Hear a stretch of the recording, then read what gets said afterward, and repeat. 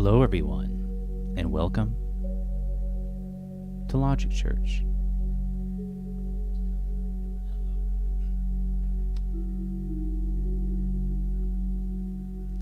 We're getting set up here, and we're going to begin momentarily.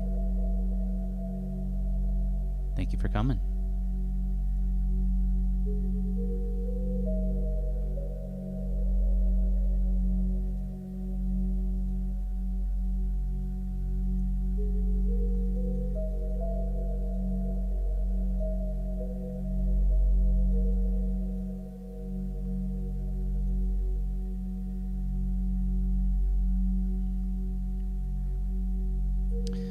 All right.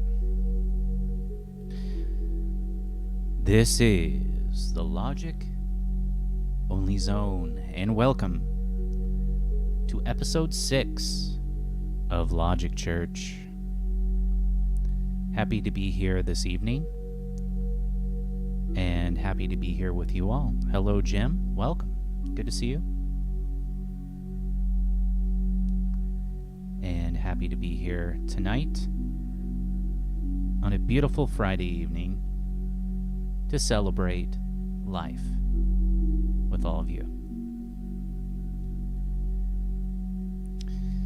Jim, let me know if my audio and everything is good. Should be.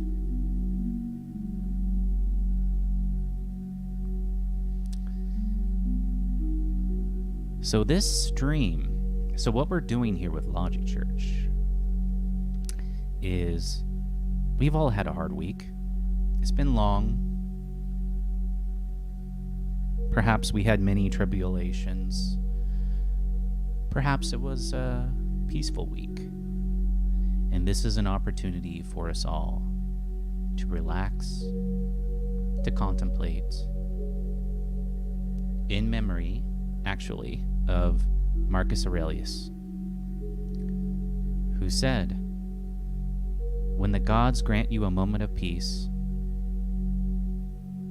to take advantage of it, to relax, to reflect, and to learn something."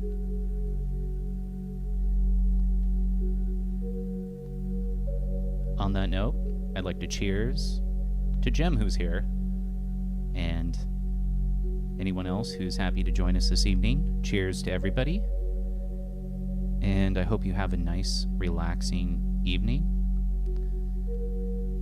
Find a nice chair. Find someplace comfortable where you can relax, and let's have a nice, chill stream.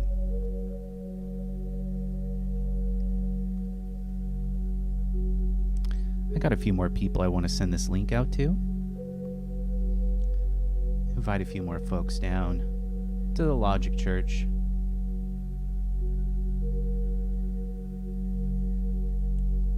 All right.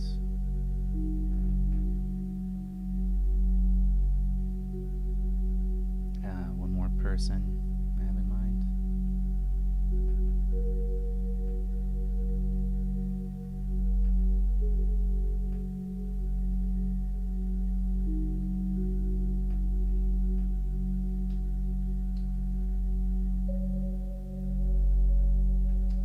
All right. So many of us have had quite a week, and I invite everybody to relax. Oh, I forgot to cheers. Cheers, everybody. Or maybe I did. So today, I was riding my bike, and I got about a quarter mile. That's a good point. We should all be trying to learn something, right? Because learning helps us grow. So I was riding my bike, and I got a flat tire. I saw this rock, and I just went right over it, and I got a flat tire.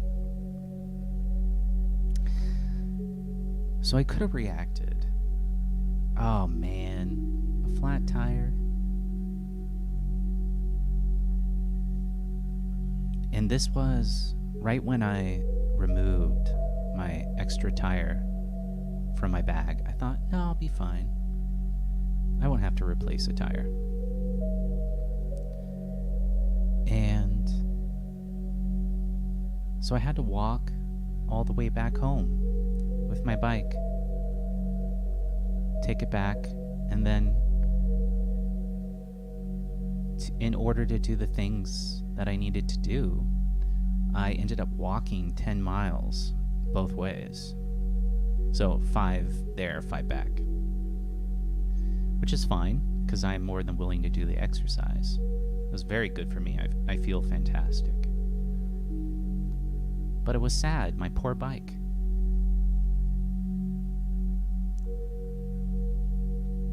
I could have got upset. But I'm just like, I'll fix the tire tomorrow, and today I will walk. And it was a very good walk. I got a lot of exercise, and I got my errands done. Got everything shipped out. Got some beer. So cheers to that.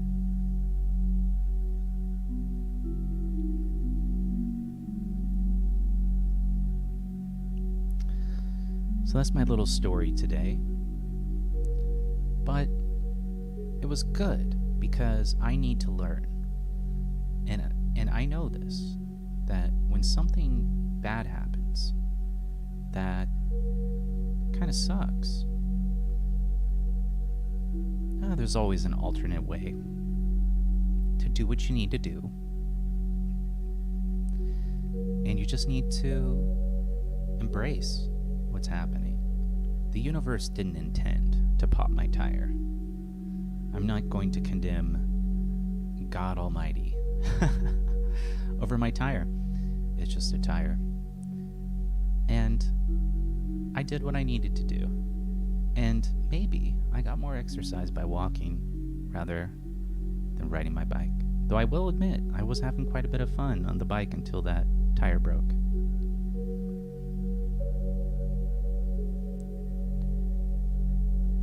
Oh, you carried your bike before. Alright, so this comment's from Jim McIntosh. I carried my bike before. Bad neighborhood. Yeah. Yes, you gotta be careful. Too many friends of mine have had bikes stolen. Knew if I left it there, it wouldn't be there when I came back. Yeah. And on the plus side, I didn't have to carry my lock for my bike. So my pack was lighter.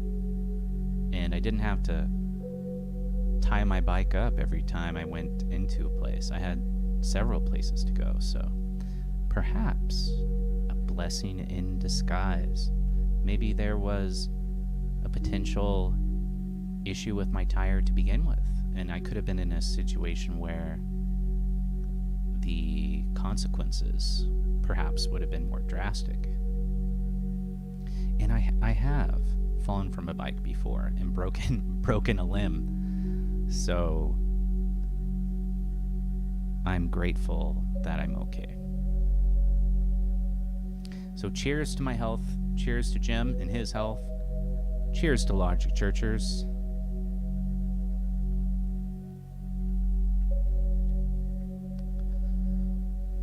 So in the past, we used to do Logic Church on Sunday.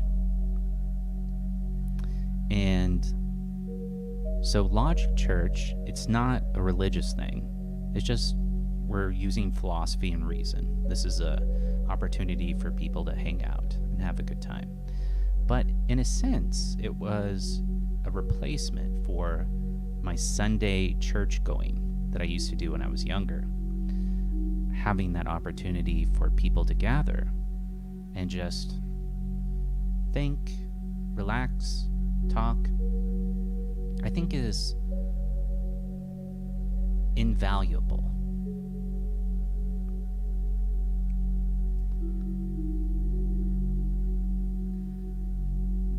Yeah. So Jim McIntosh says, locking, unlocking, etc. Yeah, that's right. And should I sell my bike? No, having a bike is great. I love riding my bike. It is such a treat. The wind in the air, it's coming at you. The speed, it's quite an experience. I do like it very much.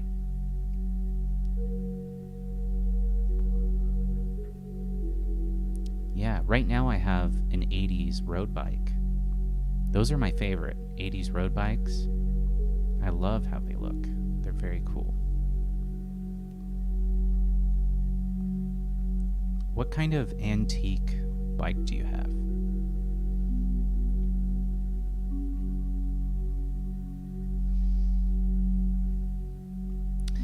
So I think it's time I get on to my first topic tonight. It's been quite a week for me.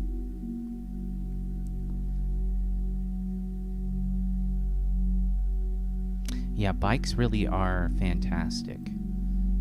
They get you where you're going very fast. If I didn't have to worry about somebody stealing my bike, I think it would be way better. And I don't think a lot of stores want you to bring your bike in with you, so that's kind of a bummer. Oh, Cannondale. Yeah, that's a nice bike.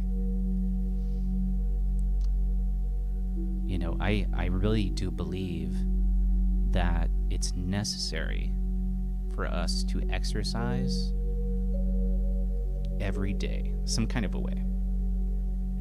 So whether that's riding a bike, going for a long walk, going for a run, whatever your body's capable of, you know, yoga, whatever it is, every day we should try to exercise in some way. So I think I'm going to get to my first topic tonight: overcoming devilry. Devilry. What a vicious term. Devilry. Well, what I mean by that is there's people who do bad things to people, right? We know these types. We know who these folks are. And to them, compassion and kindness are just a word. Just a word. But to us, being compassionate and kind to other people is a part of who we are, maybe. If you have empathy, you have compassion for other people. It's not just a word. And these types that are comfortable with harming other people, shaming or hurting or making other people feel bad about who they are, they do so without consideration for others, and they sleep well at night.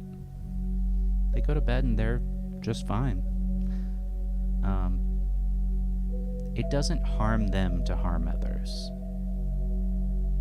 But in my case, if I do something to someone and I know that it harms somebody, I feel bad. I feel guilty. I reflect on myself and I think, what can I do to not do that again? Because to respect other people, their space, who they are as an individual, is the most human thing you can do. Because to embrace and respect what someone else is in turn the same action as embracing and respecting yourself.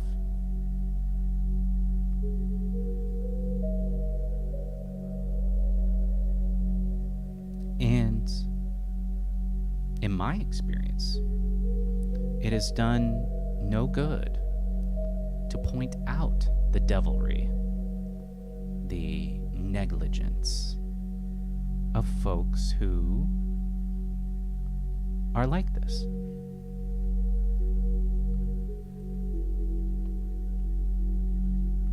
So we cannot convince them out of their behavior. We cannot use reason to negotiate with these kinds of folks. So, what we can do is disengage and teach them that some people respond to violence with violence, but some people respond to violence with kindness.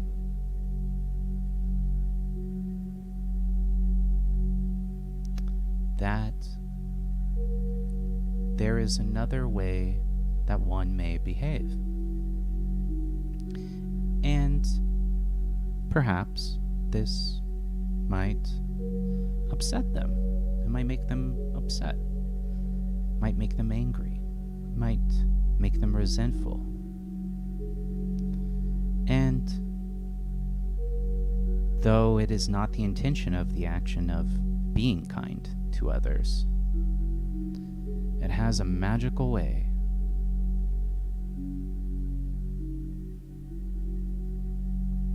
of making these individuals pay for their behavior. Because in the end, a monster will appear as a monster in the presence of someone who is not. And to that, cheers.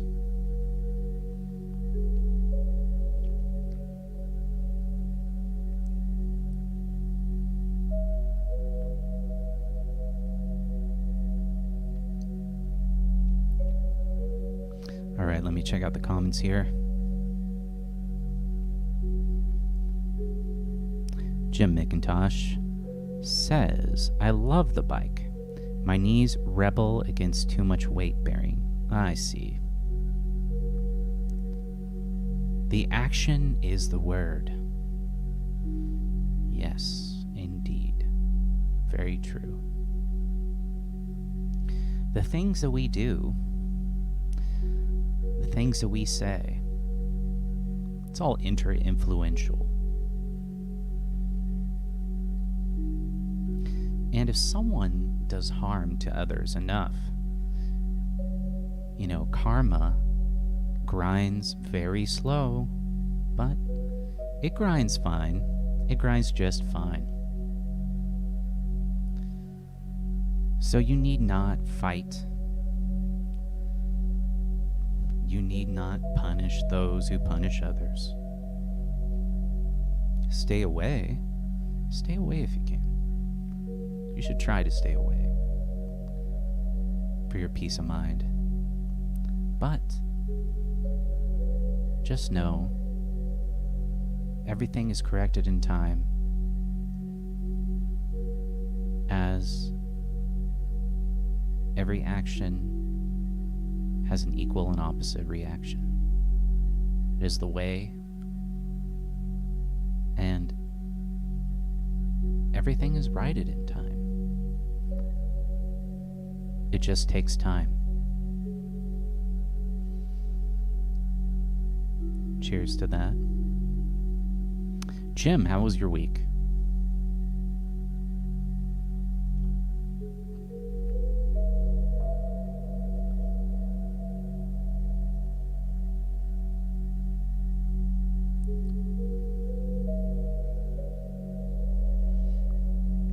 All right.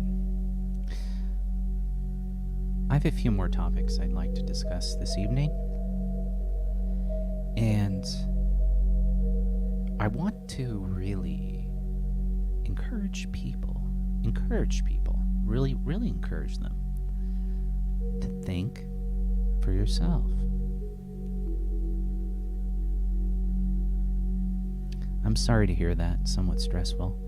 What were the stressful things?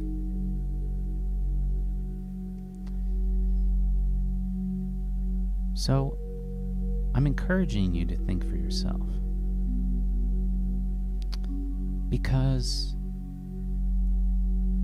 anything that you cannot think of, or anything that you cannot understand, if you think about it, does it do anything for you? So if somebody's telling you about something, whether it's politics, whether it's how you should live your life, whether it's what food to eat, what is it doing for you if you cannot think for yourself? Oh, no worries, Jem. I got your back. Let me know if there's anything I can do to help.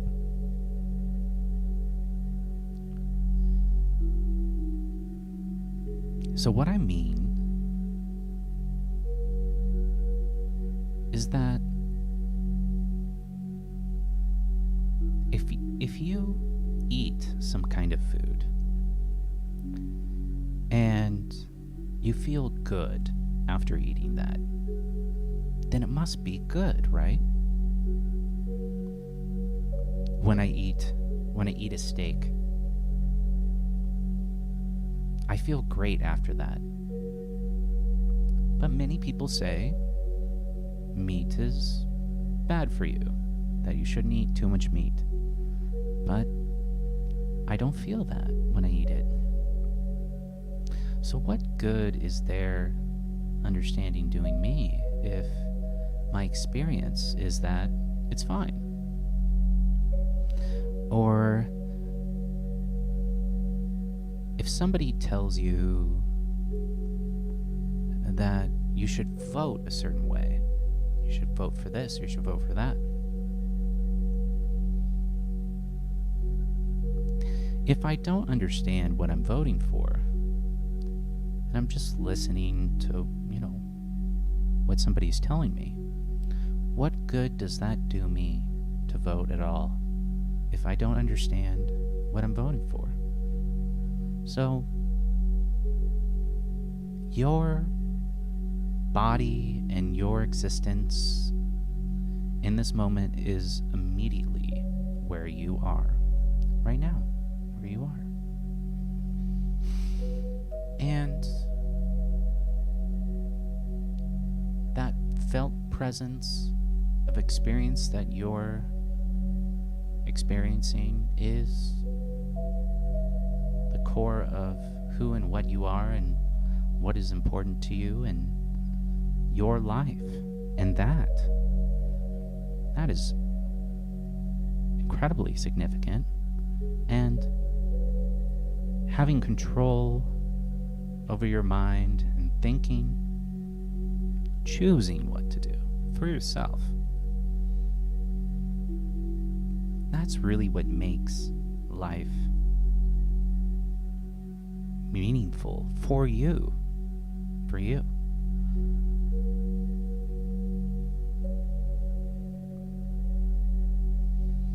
Yeah, right.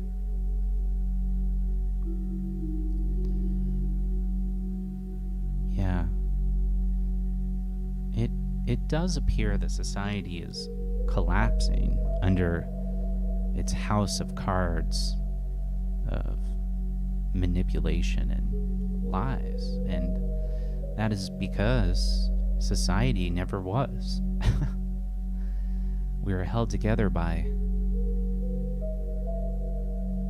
delusions. It's the old allegory of the cave, Socrates' allegory of the cave, where everyone is chained to a rock in a cave underground, and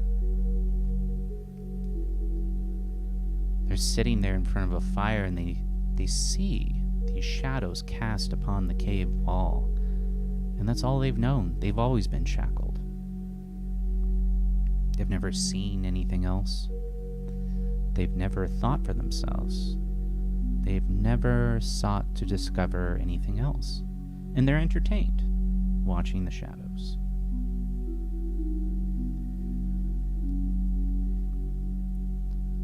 One of the people who was chained, they escaped the cave.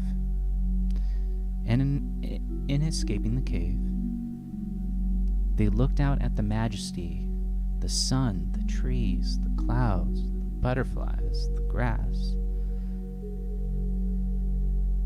It was all foreign to them. And they thought, this is beautiful. This is amazing. I have to tell everyone else. This is awesome. I want to share this with the world. So they returned to the cave, and they went down. And they tried to tell everyone, whoa, guys, I just had this crazy experience. This is amazing. You guys got to come out of the cave. And they all refused, lost in the delusion, in the lies of the shadows on the wall.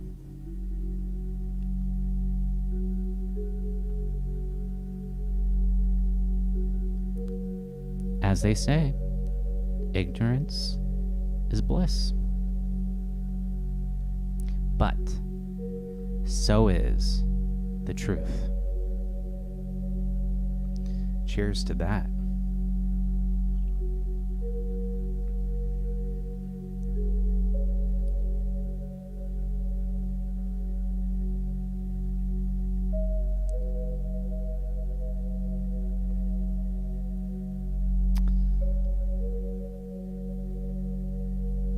So, if we do not think for ourselves, then we cannot discover the immediate majesty and beauty and truth of the lives that we have, that we live.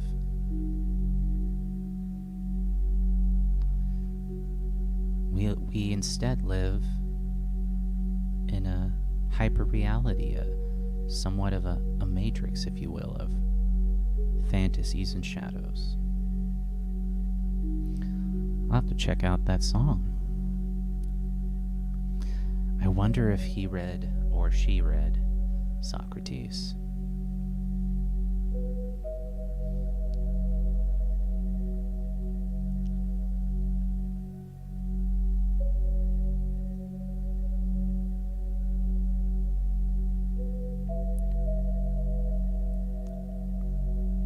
That's great.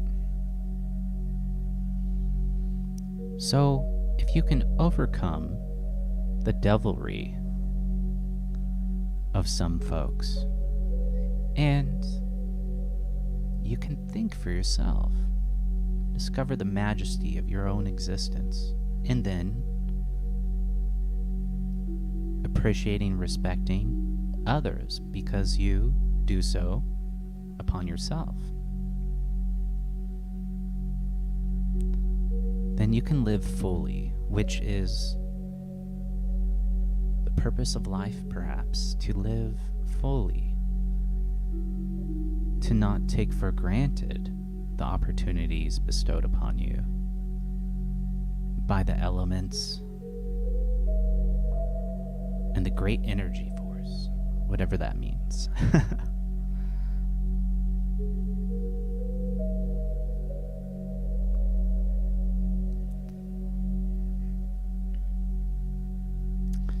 So in living your life, you're going to want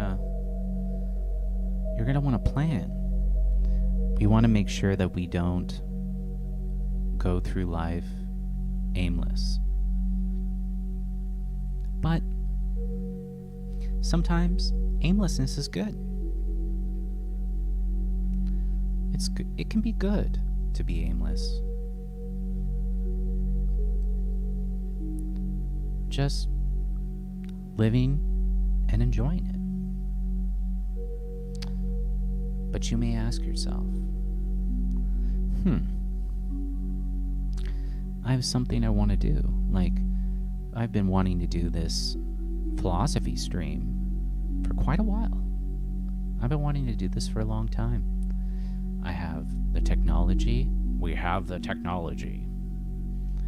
And I have the gumption to do this. And this will be something that I do for quite a long time. And it's my Friday night reprieve with my friends to relax, chat, share, discover.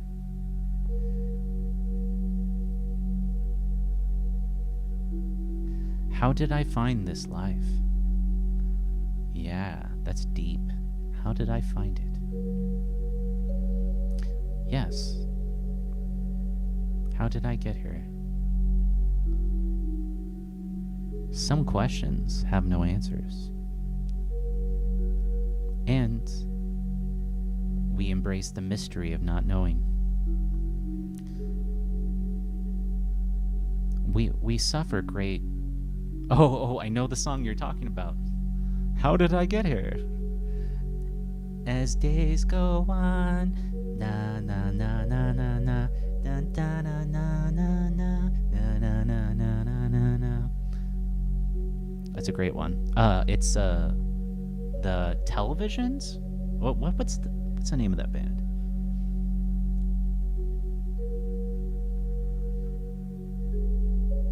Exactly. Talking Heads. Yes, I was close. Not really, but yeah, the Talking Heads. All right, guys, we're on beer number 2. Popping it right now. Filling my glass in the name of.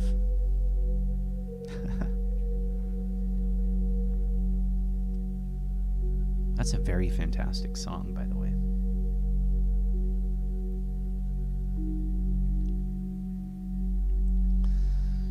Great. Yeah, so I was talking about how, if there's something that you really want to do, write it out. Write it out, right? Don't let it just sit there in your mind, floating about. Get some paper, get a pen, write out what you want to do and what the steps are that you think you need to do to get there. And just start going for it. And as you go, you'll learn new things. Maybe you'll find other things that you can do in order to get there. But you can get there. Everything is possible. I'm 33 now. And let me tell you, baby. Anything is possible. It only takes your courage and action. That's it. What do you want to do? Where do you want to go? You can.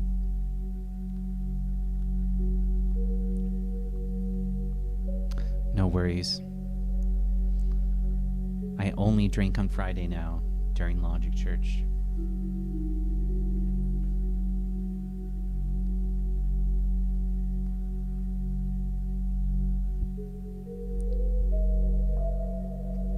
And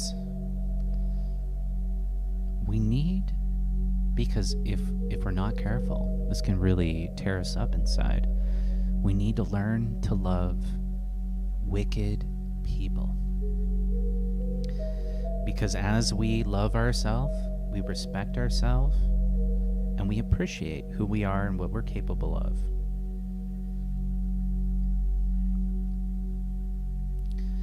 We need to know that those who do wicked things are people too. Perhaps much less. Perhaps less human than some of us, but they're still people. And we have to love them anyway.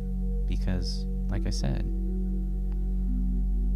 we have to teach them that the reaction to violence is kindness.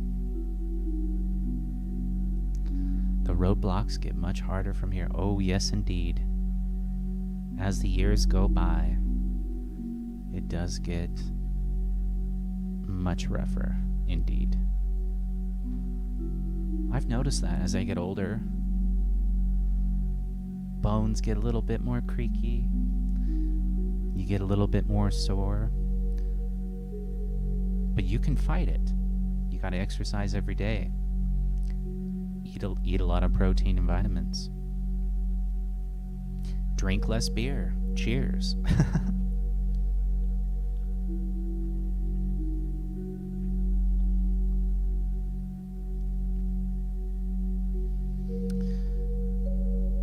Another thing that I wanted to talk about. Oh my gosh. Dun dun dun dun dun dun dun dun. Level 52. That is quite a level. You're almost there, bud. You're almost there. Almost. Very close. Right. So on to my next topic.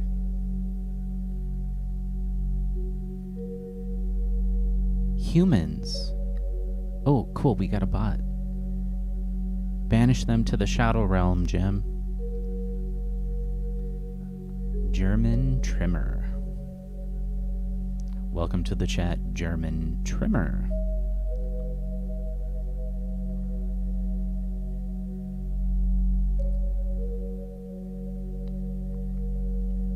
So yeah, so humans create all the problems.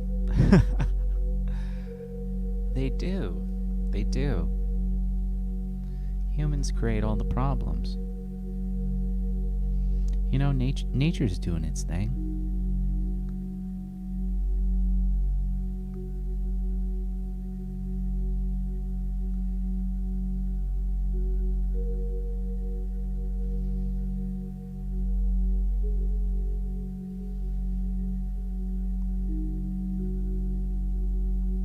Wannabe lovers. What do you mean?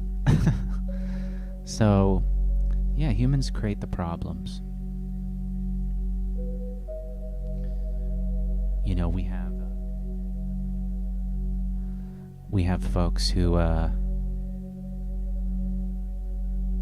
make things hard for people, right?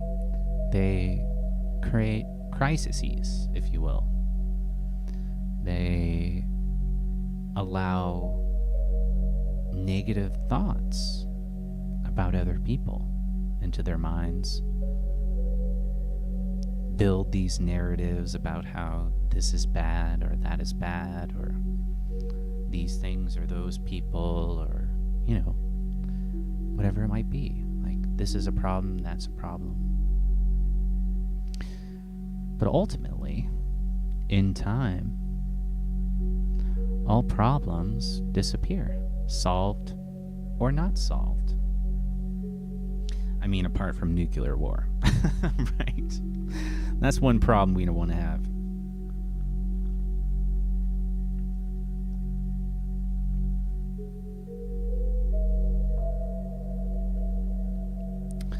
So we create the issues for ourselves. Yeah, we create the issues for ourselves too. We might start ruminating. Rumination is thinking of the same thing over and over. We might ruminate an issue over and over and over again, emboldening the problem. If the problem had an immediate solution, and we thought and tried to come up with a solution, then we would have the solution. But some folks who don't have a solution for a problem, they'll just ruminate about it over and over and over and over again. It's a kind of self-torture. You know, you're better than to suffer thinking of something over and over again. that can't feel good for anybody.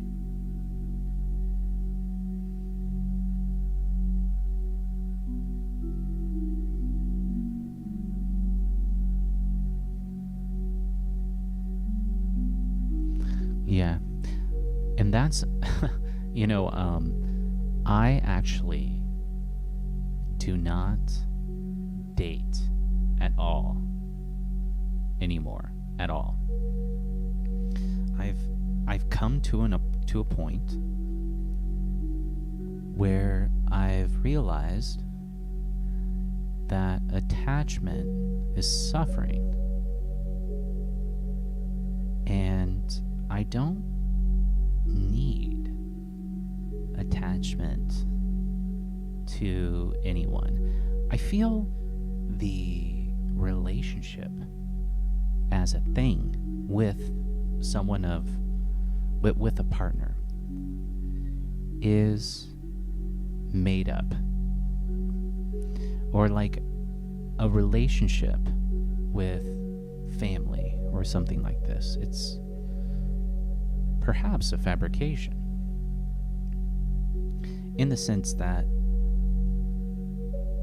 people belong to other people. I don't believe that people belong to anyone but themselves. And to share oneself with another person, I believe, is a very good thing in terms of conversation, empathy, compassion, kindness, helping other people. These are very good things. But in terms of people owning other people, like a husband and a wife, or a brother and a sister, or brother and brother, or whatever it might be, or boyfriend and girlfriend, that people don't own each other, that one person doesn't have to belong to anyone, because they belong to themselves, and then our interactions, our sharing, our caring with each other is for the very act itself. It's not, we want that to be something where we're doing it out of goodness and not out of requirement. And to need someone that you can say belongs to you, like boyfriend and girlfriend, husband and wife, that sort of thing, is insecurity. That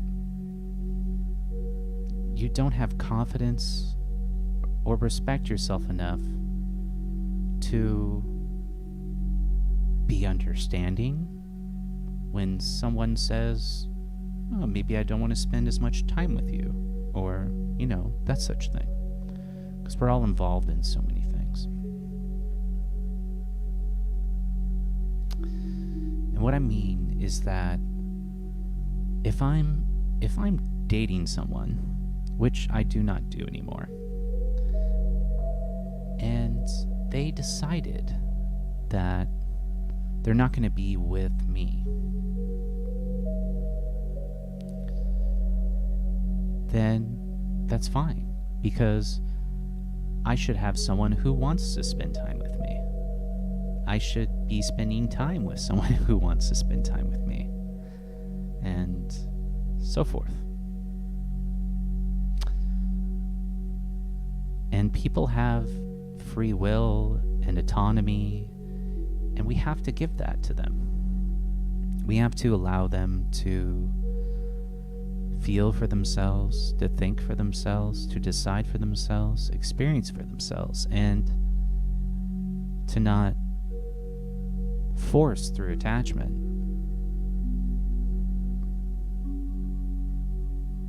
That's true.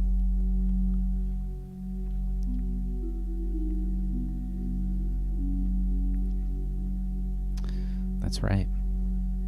Yeah, children and pets have to attach in order to survive. They need you in order to live. But that has a lot to do with how we raise animals, how we raise kids.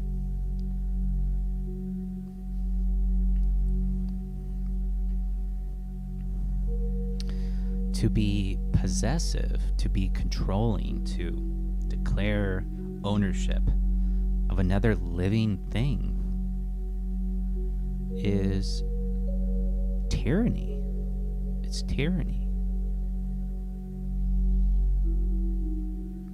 You know, to be dating someone and they just go on this emotional tirade or something. It's like, no. I don't have to endure that, you know? And hey, you know, if people want to participate in devilry, devilry, what a terrific term, devilry, then that's their choice. But I receive my well-being, my comfort, and my contentment from within myself. It's wonderful to share with others. It's wonderful to connect with other people. But they don't own me. I own me. It seems so reasonable and rational. Seems like it makes sense. But people really struggle with that. And they get trapped. They get trapped in a relationship that they don't appreciate, that they may have to endure things that make them uncomfortable or unhappy, and they just stay there. And it goes to show that Buddha, the great Buddha, had it right. Attachment is suffering. So detach and instead broaden your perspective to appreciating the beauty of everything, to appreciating what is there, to appreciating the majesty of existence itself and the fact that you are here at all and you experience this. Enjoy and appreciate that.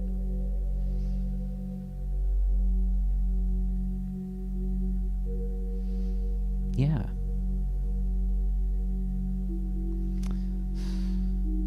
That's right. Yeah. And that's another facet of how attachment in human relations can be so profoundly bad, is that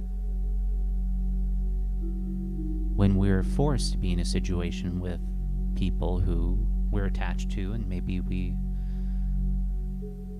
shouldn't be in that place, we adapt like dogs do around their owners and so forth.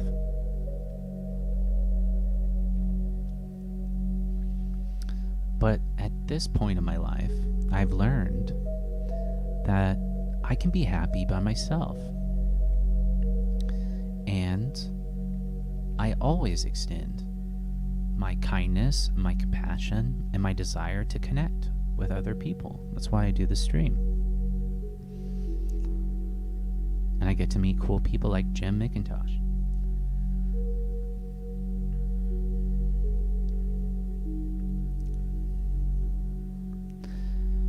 But to not expect anything from other people, and just as it's troubling for other people to expect something from you, instead, we should just be good for goodness sake. Be good for goodness sake. Oh, you better not pout. You better not cry. Santa Claus is coming to town.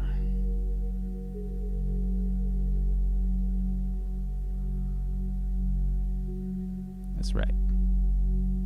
beware.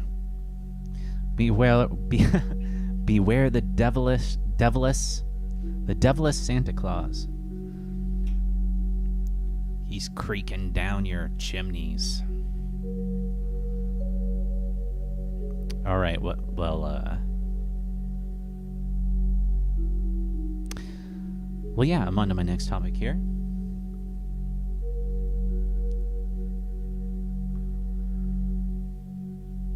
But I do want to emphasize how important that is, that attachment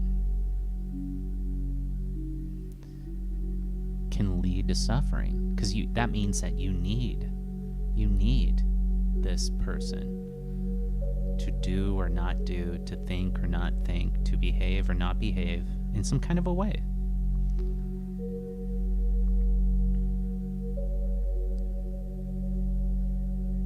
Yeah. No, you should have expectations. Of course you should. Anyone who thinks should have expectations.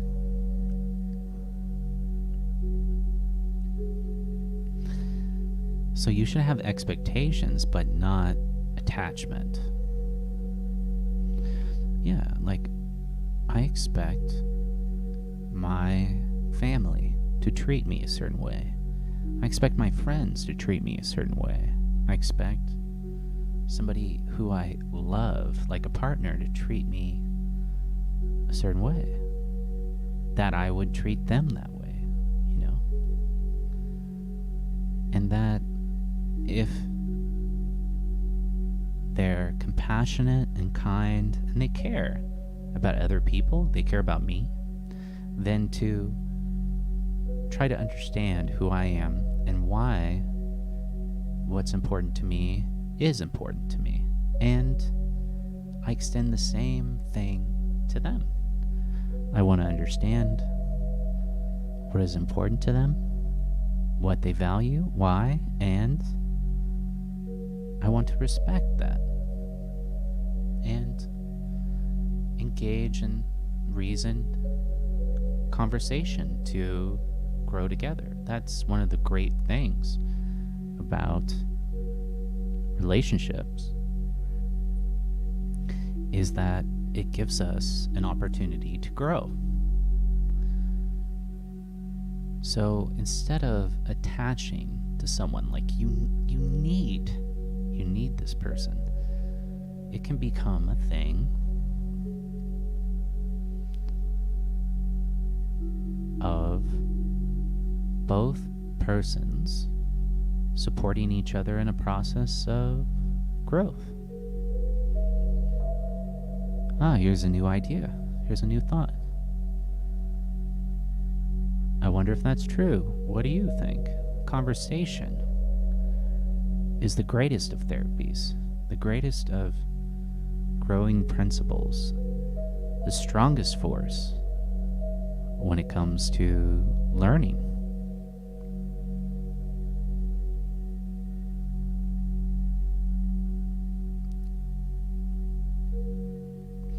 Nice. We all want a full poker deck, that's for sure. I play poker every day. I'm a little bit of an addict, but I don't play with money. Great. And I want to emphasize the importance of learning. And we really do learn the most through actual communication, actual conversation, and not just by listening, but through actually engaging.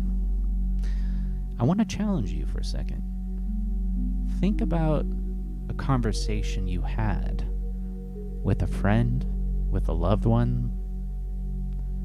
Think of a conversation you had with a colleague. What was that conversation? Think of the person first. And you can generally remember what you talked about. you can generally remember how that conversation ended.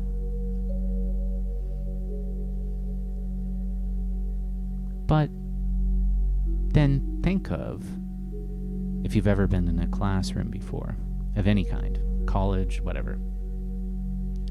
Can you remember what your teacher told you? Can you remember that YouTube video that you watched last week? Kinda, not really, right? That shows us that when we really have a conversation with someone, when we really connect, when we're sharing something, that makes the information exchange valuable. And this is also why media and propaganda type folks use reification, which is the process of repeating something enough times, because what they're doing doesn't work at all. So they have to repeat it over and over and over and over again in order for you to accept it as true. But you can remember that conversation you had with your colleague. You can remember that conversation you had with your mom or your dad or your brother or sister or your friend.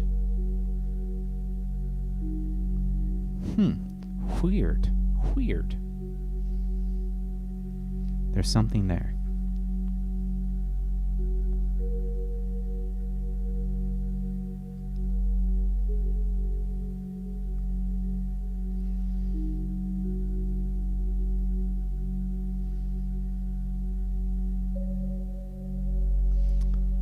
Yeah, well, and that's really interesting that you mentioned poker. Because if you're playing in a relatively similar way, and you're making good bets, when you bet, you're ahead of the game. Usually you have a higher percentage of victory, and you do that. Over time, you're going to win,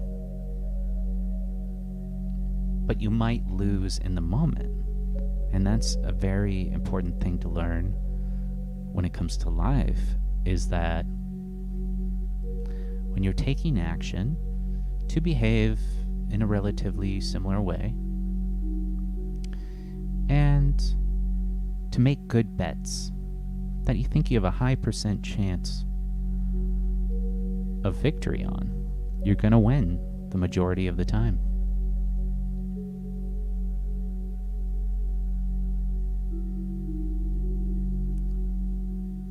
You know, you might lose every once in a while.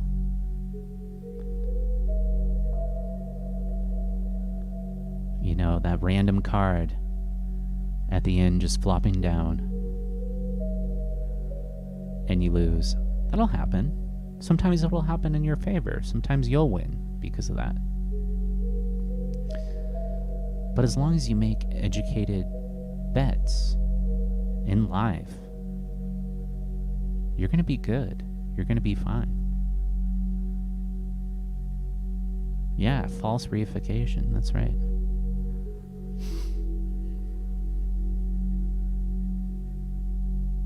Yeah, we're still here. We survived. Must not have been that bad. I don't know. Anyway, guys, we are just about to hit the 1 hour mark. I'm going to take a short break, use the gentleman's facility, and we'll be back in just a moment. Hang in there, hang tight. Welcome to Logic Church.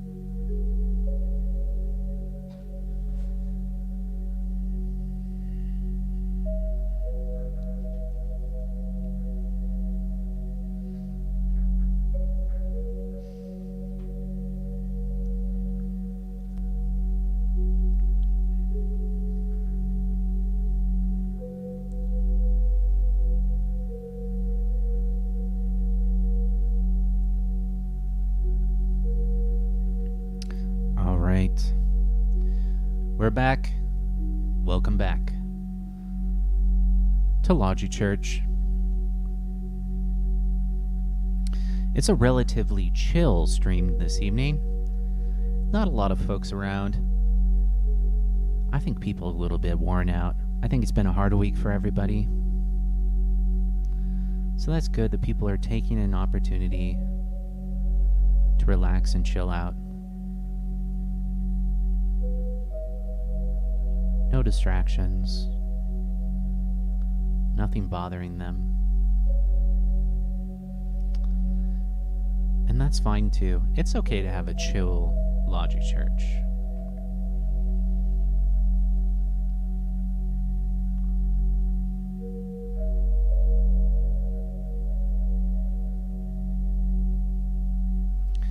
Even on Discord, nobody's around. And that happens.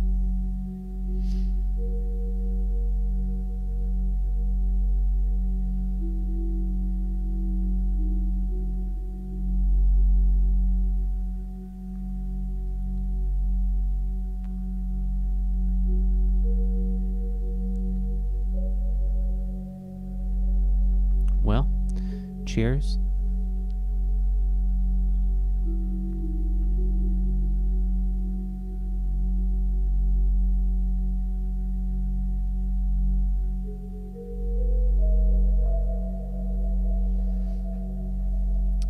So, I've been thinking about self-control recently and trying to think, what can I do to control myself more? In the sense that I'd like to be the director of my experience. I'd like to be able to choose what happens to me. I'd like to be able to direct myself in a specific direction to reach a goal, to obtain contentness, safety, comfort. Those are all very important things, right? And how could anybody achieve those things without self-control? And there are those who might say,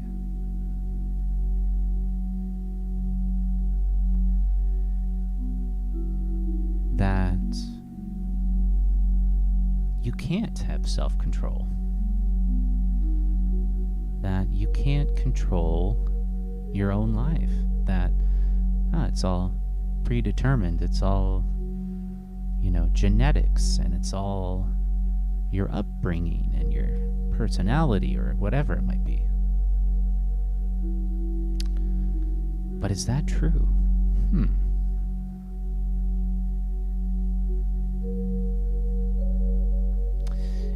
And I have to think that it's much more complicated. That yes,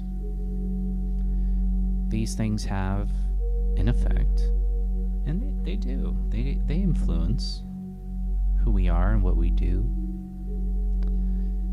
But I can see by self-reflection that I can control myself. I can control how my body moves. I can control what words come out of my mouth by taking a moment, sitting back, and really thinking through it and what actions I'll take. What things that I consume or like or don't like. I can control all of these things all on my own. Sounds crazy, but you can, and that means that you have an incredible power. You can design your life. You can design what you do You can design through your own self-control, through your own self-reflection, through your own self-knowledge, what happens next. Isn't that a tremendous relief? Oh, jeez. I knew I had the power all along. You did. You have the power. I have the power!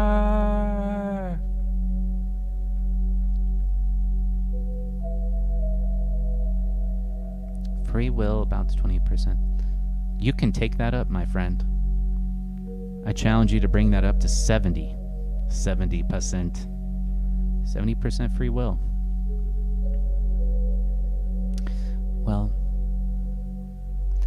I think through effort, we can take that up a notch.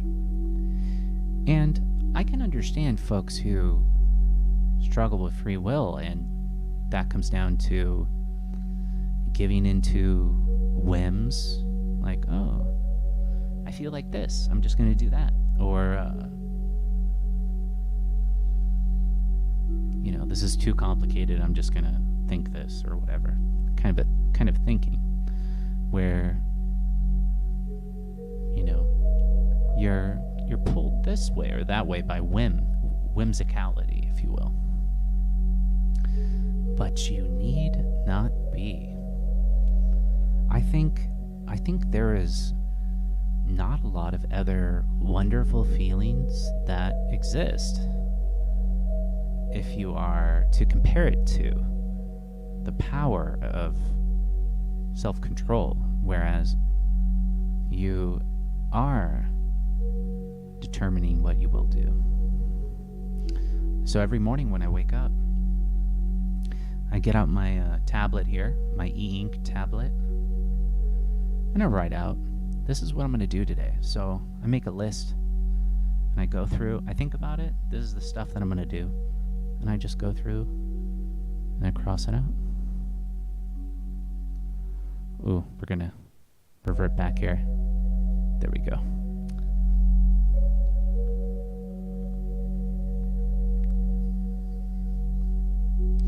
And so I plan what I'm going to do.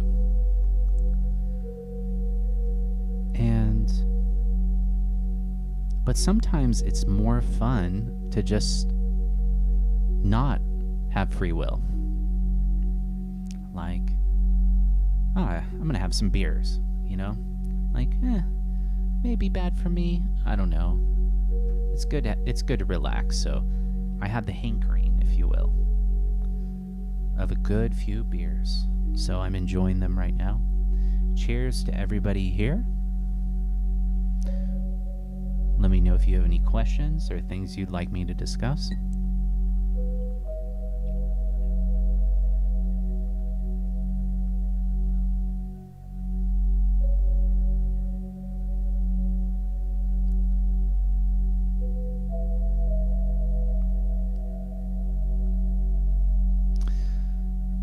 So Jim McIntosh says, oh, you would love mountain biking, I can tell, especially a challenging trail you haven't been on before. Yeah. I have a street bike right now, a road bike, but I wouldn't mind putting some mountain tires on that. Giving it a good go through. So,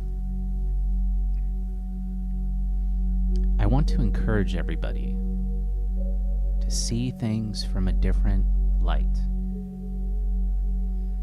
All growth and change in life comes through self-reflection.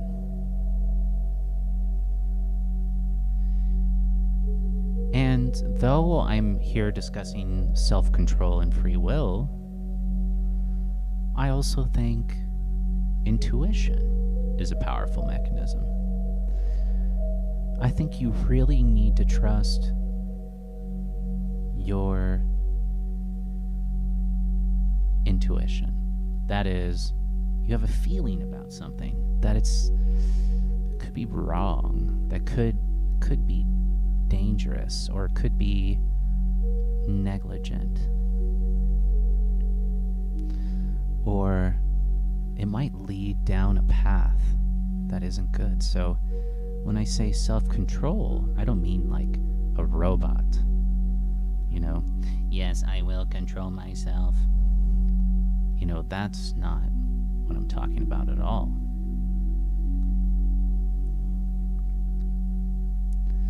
I'm talking about taking advantage of the completeness of yourself. So that means utilizing how you feel about something, utilizing what you're thinking about something, your intuition, and using tools, because we are a tool-using organism. Use your pen, use your paper. Use what tools you have to uncover something more. I will agree with you, Jim, that the zen of biking is calming. Not only are you getting the endorphins from, riding a bike, using your body, but the discovery of where you're going, the adventure, the speed, the danger, it's all fantastic.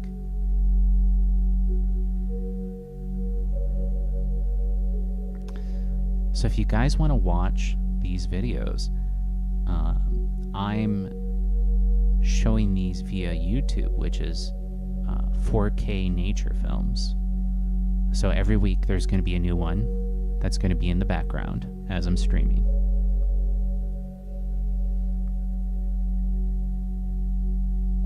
Great. Well, it's that time again. So let me fill my glass to the brim. As I fill my bountiful basket of joyously engaging with and contenting with that which is life. Cheers to everybody.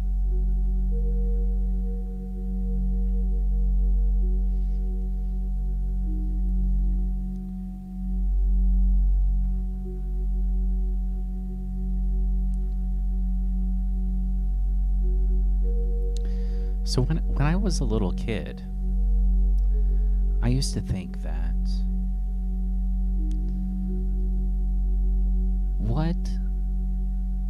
I thought two things. So the first thing was, I learned how important it was to live a good and virtuous life. That if I behave virtuously towards other people, that they will return it in kind.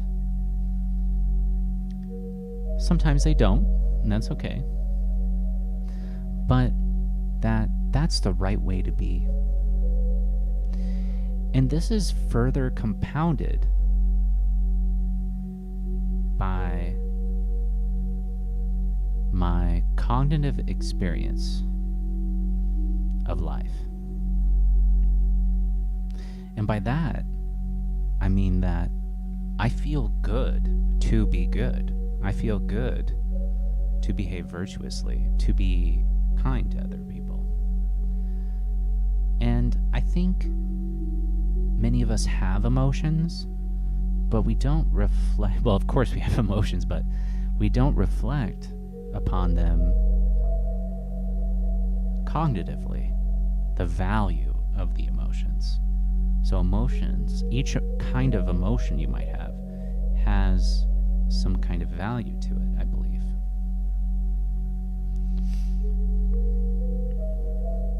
Yeah, it does. It could be Canada.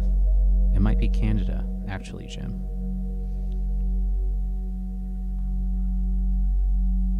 Oh, Canada. Very convenient that the Ukrainian war happens right after the trucker protest. If I was Canadian, I'd be very suspicious.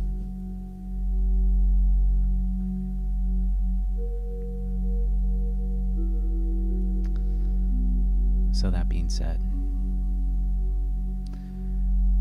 cheers, everybody.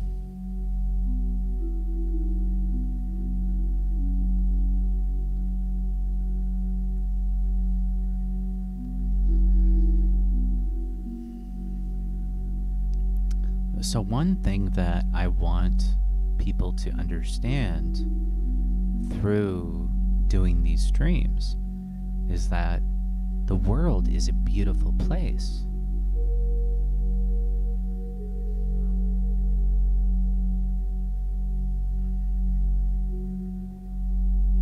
It really is.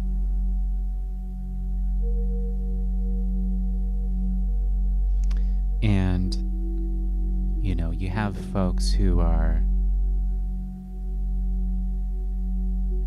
talking about political type stuff, who, you know, are telling people to think this or that or whatever it might be. And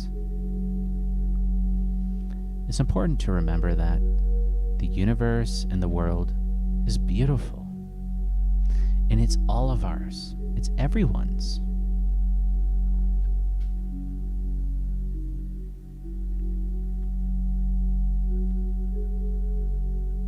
The world is ours.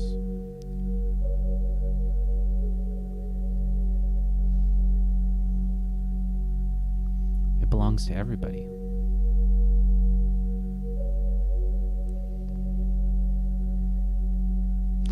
Yeah. This desert, the night sky, the stars, it's all of ours. It doesn't belong to any one person. We own that.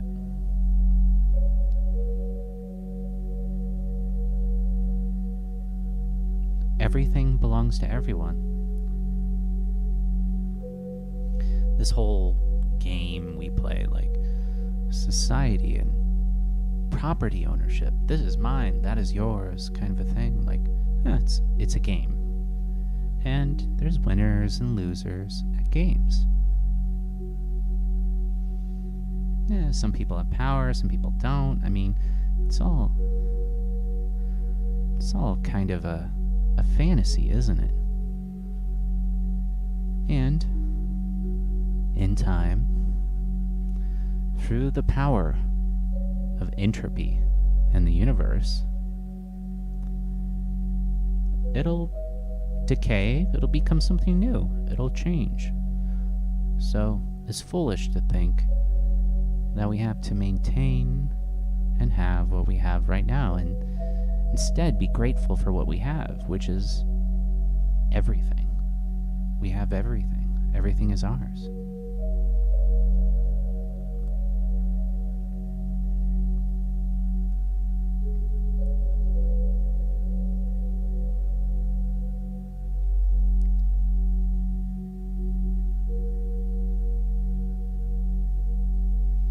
It's all waiting for us.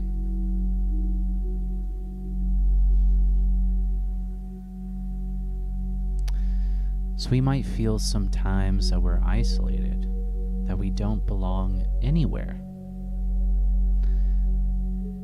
We might feel like we're disconnected from everything that's going on, but we are always connected. We always belong. We're exactly where we should be. And everything is ours. That's why it's so important to go walking in nature, to be a part of nature, because we realize that everything is everyone's, and no single thing belongs to one person. And you should have your toothbrush and your bicycle and your backpack. Everybody needs tools. Everybody needs those things. You know, these are great tools to survive. Like, everybody should have their tools. But nobody owns the universe. Nobody owns nature. and in time, everything will return to whence it came.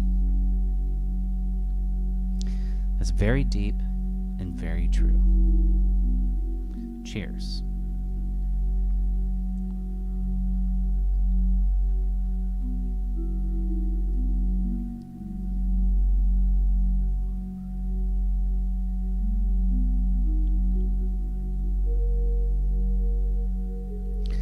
And so we often have kind of a feeling, I guess, where we don't know what to do. And I think that this originates in the fact that, is there something to do? The universe is doing its thing. The sun is shining. The earth is going around the sun. The birds are chirping. The fish are swimming. Life is doing life. And we get to be here and bear witness to all this with this magical and very misunderstood capacity for intelligence, reason, understanding. And we get to be here to grow, to learn, and to share with each other through compassion. And that cannot be understated. It's a big deal. But society and the world just continues to tell us that we're peripheral, that we don't matter, but we do. We are all that matters, just as everything else matters. And we all have value.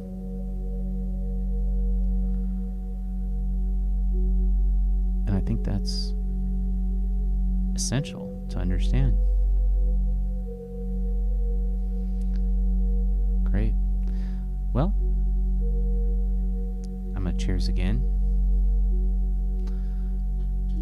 Working my way through my beers here. Jim, I hope you have a better week next week. Sounds like it was stressful. Through life's trials and tribulations, as it is a human living in a fantasy land, a hyper reality of society. It can be hard sometimes, but never let it bring you down. It's all temporary. Everything changes. So cheers.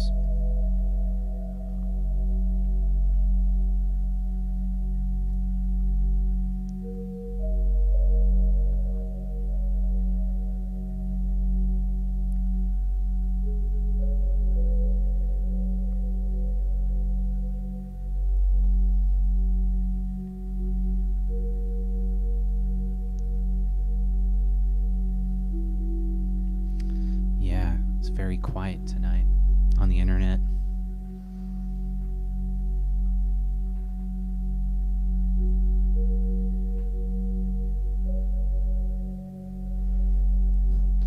Yeah, nobody's around.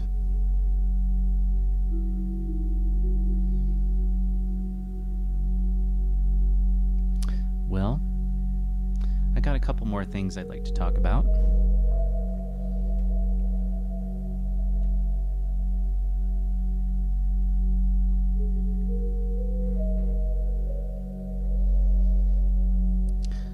I think we often discount the value of peace of mind. You know, we might end up in stressful situations where we have to deal with things that are troubling. And you know, society does its thing and we have to play along because we're, I guess, kind of stuck here. We kind of have to play along a little bit, which is disappointing, but many people these days are going, I guess, off-grid, living their own lives, doing their own thing outside. And I've always contended that one of the great values of society is access to healthcare, access to dental care, access to those kinds of things. Like, if I think about it, what is the thing that, to me, society can really provide to me that is most important? And that is healthcare. Access to help if I get physically hurt. Because ultimately what you really have is your body. You might have, like, some things. You might have some video games. You might have a house, a car, whatever it might be. And some of those things can be nice and fun. But ultimately, if you don't have your health, or your safety, then, what else do you have? So I really believe that the value of society is to provide safety and provide healthcare, which basically falls under the umbrella of safety. Safety and security. So, but is society providing safety and security? For some people, yes, but not for everyone. And if society can't provide safety and security for everybody, then what value does it have? Now, I understand that some people really like, cracking another beer here, really like, shiny things, status, acceptance from other people, stature, wealth, and this kind of stuff. Beautiful girls on yachts. I mean, there's a lot of things that you can get in society. There's a lot of things to be had. But do you really want those things? And I guess the thing is that for everything that you have comes a responsibility. If you have a yacht or a mansion, you have to pay to take care of those things. You have to pay for the gas. You have to pay for the electricity, for the water, and so forth. Like, the more that you have, the more responsibility that you have. These two principles are compounded.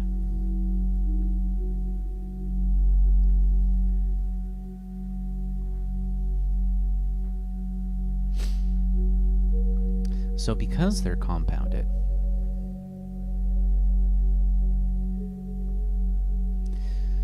we have to ask ourselves, do we really need those things? Because if we have those things, then we have more responsibility, right?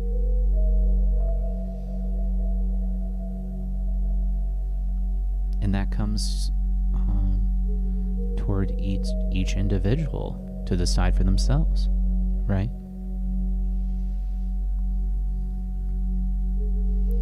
All right. So we're at that point where I would welcome folks in to chat with me. It's kind of dead tonight. I can even see on my Discord, even sent out some texts. Folks are pretty busy tonight. So what I'm going to do is I'd like to watch some media, and I'd like to comment on some media.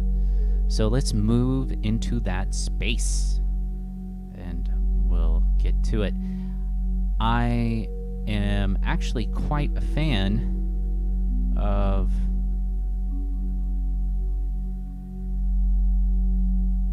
old American propaganda. So I'd like to pull up a couple of videos and check them out with you guys, actually.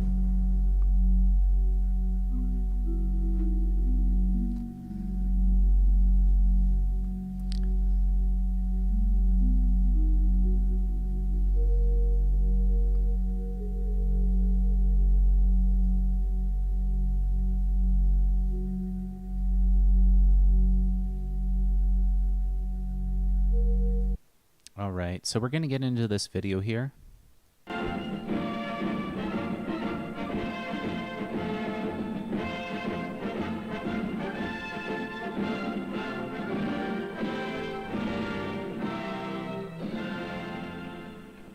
This is the third of 3 films in which I have been talking to you about communism and socialism.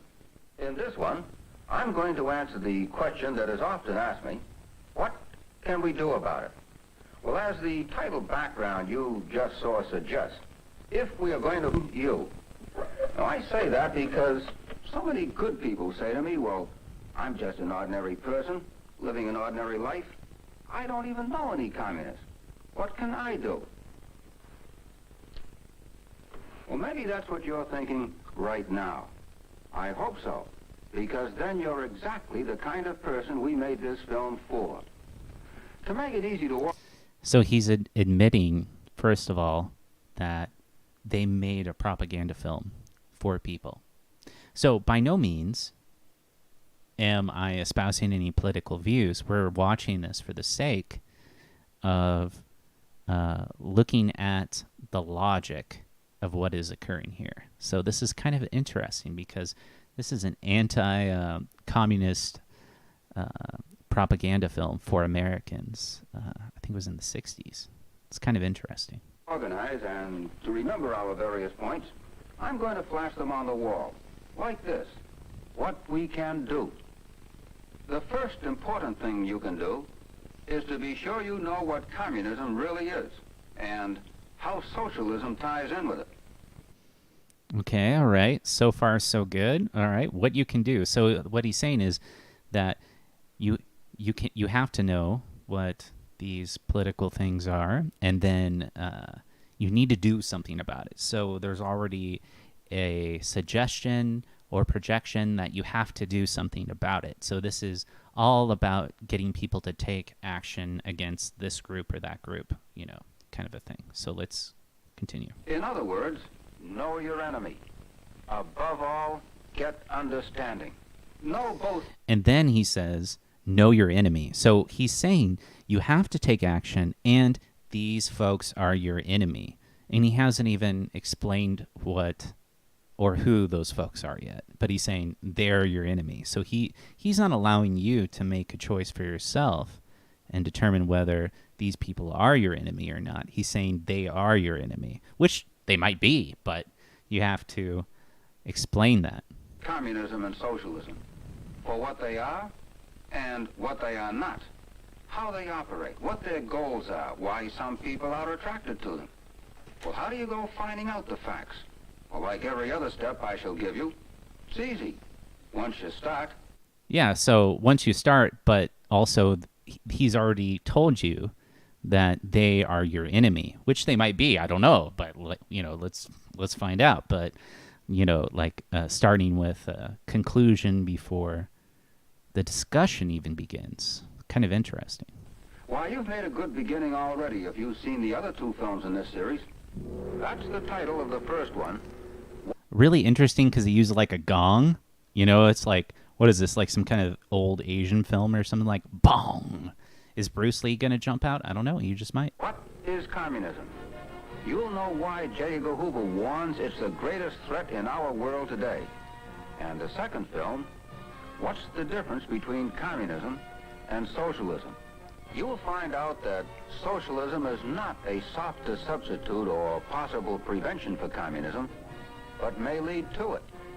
There are good books on the subject waiting for you at your public library, or at least there should be. So, yeah, so what he's saying is that socialism, yeah, let's continue on. This is only one of many sources, of course, but it's a good one, and it's near at hand. We'll touch on other sources in connection with the next thing you can do, and that is help others understand. So you need to take action. You need to know your enemy. So take action. These people are your enemy. And then you have to get other people to understand that that's also true for them.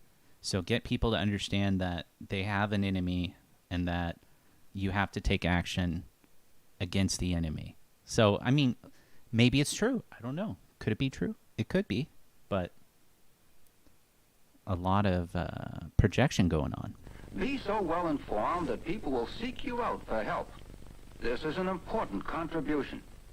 And again, I want to emphasize how easy it is for you to perform a real service. Whoever you are, wherever you are, discuss the Red Menace with your neighbors, your friends, your business associates, your fellow students. See, he even calls them a menace. He says, like, these people are bad. You know, it could be that people who are communists are, they might have something to say. They might have a grievance with society, which is why they want a different kind of society. But they're just a menace. So, like, lots of conclusions, lots of projections about what somebody should do, but no explanation yet. So that's really curious. This is old American propaganda from the 60s. It's no problem to introduce the subject. Why, the news in any paper you pick up will serve as a springboard. Besides having a new understanding, So he's saying, like, of course you know what this is because you can just read it in a newspaper. Read it in a newspaper. You know what this is. Oh, no. That's not how logic works. That's not how logic works. And this is not... I'm not discussing this as a pro-communist or against communism, but just looking at how these type of things function, how people try to give you information, and why it's really important to think for yourself.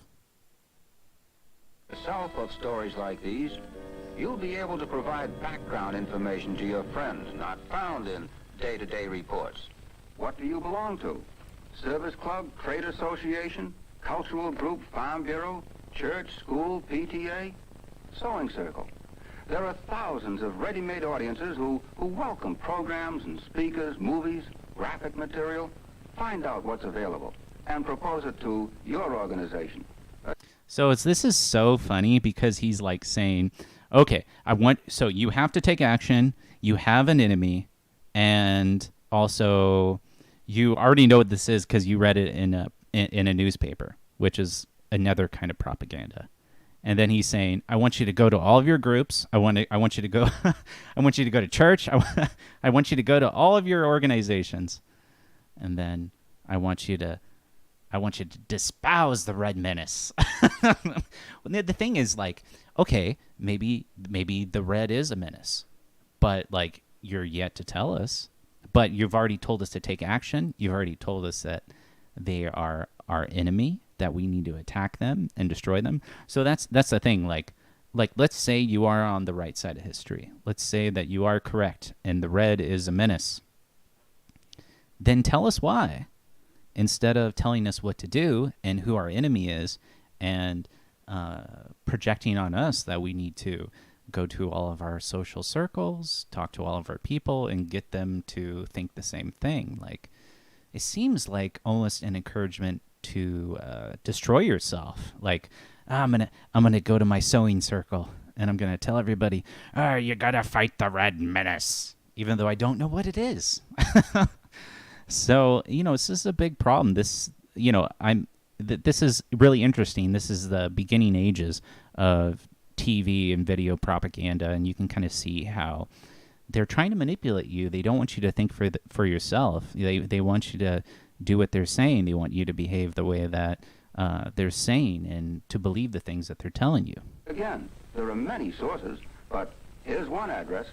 Write to the National Education Program, Searcy, Arkansas. Make a note of it. Or, I'm sure you'll be able to get it from whoever is showing this film. From this... No, we can't get that. This is from the 60s, but at least we have it on YouTube. Nationally known Freedom Forum headquarters, honored year after year with more gold medals from Freedom Foundations at Valley Forge than any other institution.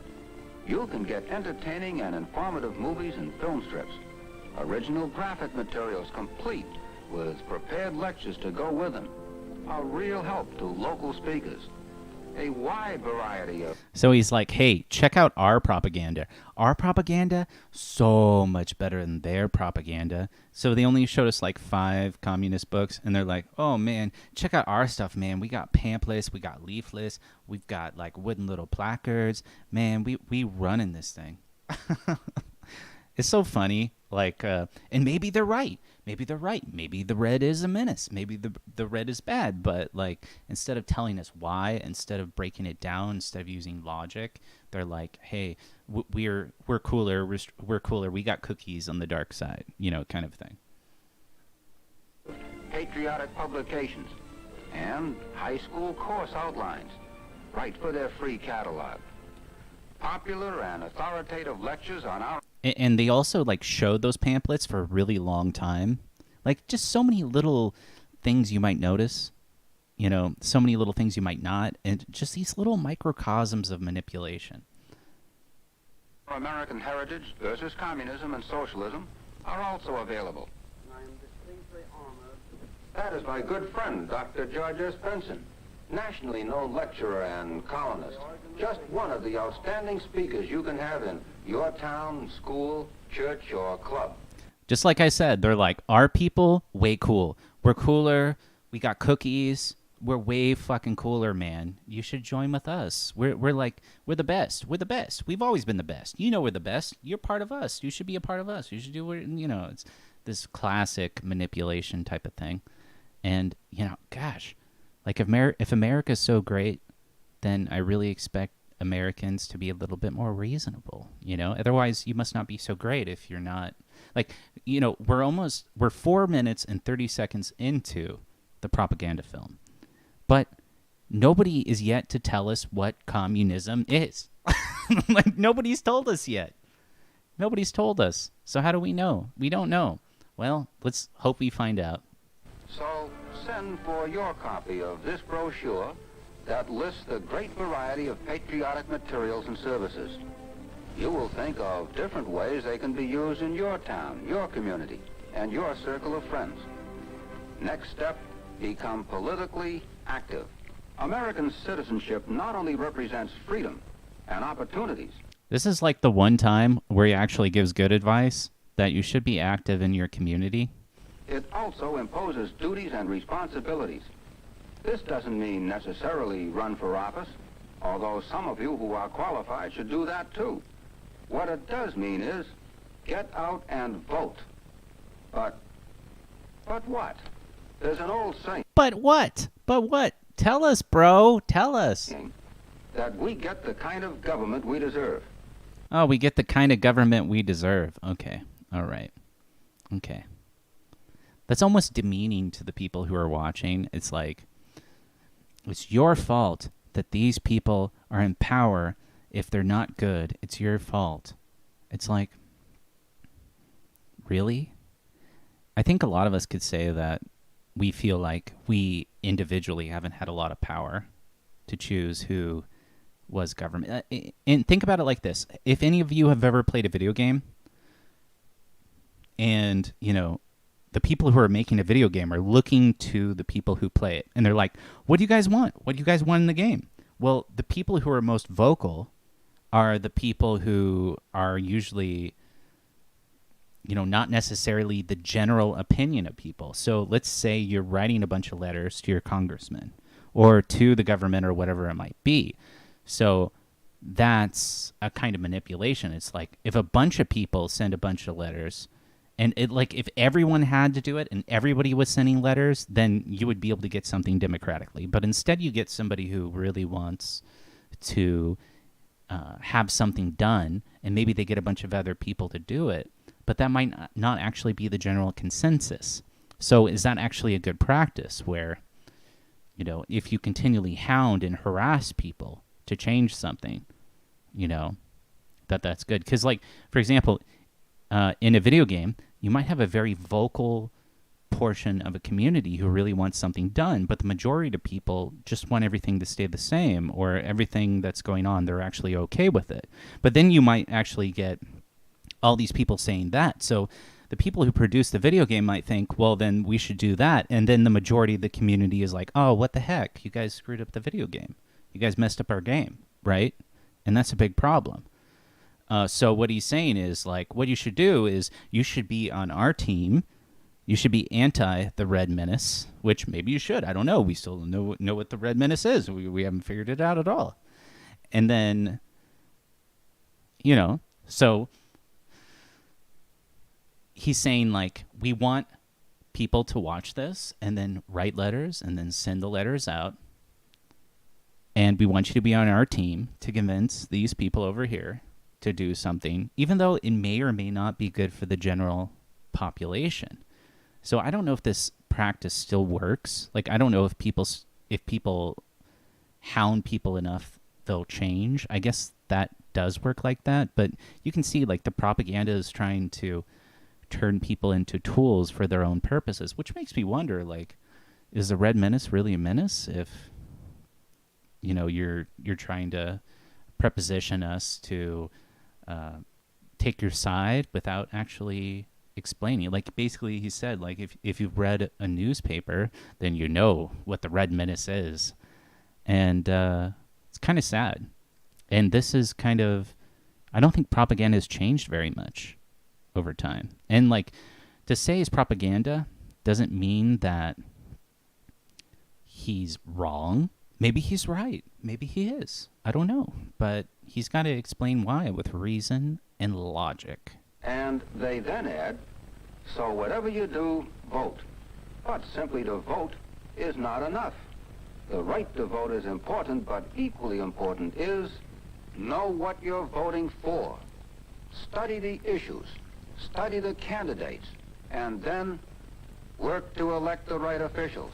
That's actually good advice. So this is the only part of this film where I feel like he really nailed it on the head. Like, yeah, you should know what you're voting for and then work to elect the right officials. Of course, like, in society, you should know what's going on and then, participate in that in a responsible way. But that's pretty much the only valuable thing that he shared with us. Officials who are dedicated to the basic principles that have made America great. Surely it is obvious. Oh, and then he declares, it's another conclusion, America's great. And it's like, yeah, maybe it is great, but have you proven that in any way? Like, it's just like, you know America's great. You know what the Red Menace is. You know these things already. So it's almost like an aggrandizement of the viewer. Like, you already know everything you need to know. We're just telling you to take action, kind of a thing. But society needs to be filled with more reason, with more logic, with more actual understanding of things. And we haven't gotten it yet. That the only way our country will ever come out of this Cold War alive is to elect officials who will pledge to move positively and firmly to protect our freedom, and then see that they do it. You have a first-class persuader to help you do this. It's right in your own home. It's your fountain pen or your typewriter. Public officials pay attention to letters. After all, you elected them to represent you. You should tell them how you want to be represented. That's really interesting, because what he's saying is you can write a letter and then something will happen by writing a letter. Or you can type something and then something will happen because you typed it. And that's a great question. Is that true? Will that really happen if enough people push? Like protest is one thing. I think protest really makes a difference. But does this make a difference? Does writing a letter make a difference? And it's not that he's telling you in general to write letters or write pens. He's telling you to write a letter based upon his agenda. So he's like, you're with us, and now you're with us. We want you to take action on behalf of us, kind of a thing. And that can't be good. That can't be good, man. It can't be good. Write them when you want them to do something. Write them when they do something you don't like. And when they have stood up for something you do like, well, drop them a note of appreciation. How many good-for-you letters have you written your elected representatives? That's a good tool, too. Hey, I got to give him that. Like, really good. Hey, you did a good job. Like, who does not want a good job letter? Actually, we should all start doing that. We should send each other a good job letter. Good job, bro. Good job. Here's a good job letter. Let's use it more often. To do these things right, at the right time, you must be alert. And please note the sequence. You learn to be on the alert after you know your enemy, and after you become politically active. You learn what you are to be alert for. Are you a factory worker? A member of a union, a trade association, a service club, or a church? Be alert to spot anyone promoting the communist line. So not only is he telling you to take action, he's not only telling you that you have an enemy, he's telling you that you need to be looking out for people like this, and you need to do things to hurt those people or to make those people's lives difficult. So that's really where this gets nasty, is he's not just like, maybe somebody read the Communist Manifesto. Maybe they're like, people living together, helping each other. Like, maybe that's a good idea. Maybe as a society on a larger scale, maybe that's a bad idea. I don't know. But, maybe they're empathizing with that. Like, oh, man, maybe the game we play in society is not fair for everybody, right? That makes sense. But he's asking you to be alert for these people, to profile people. Gosh, that sounds like communism, doesn't it? Doesn't that sound like Russia? Doesn't that sound like the USSR? Like, look for the people who are against us. Like,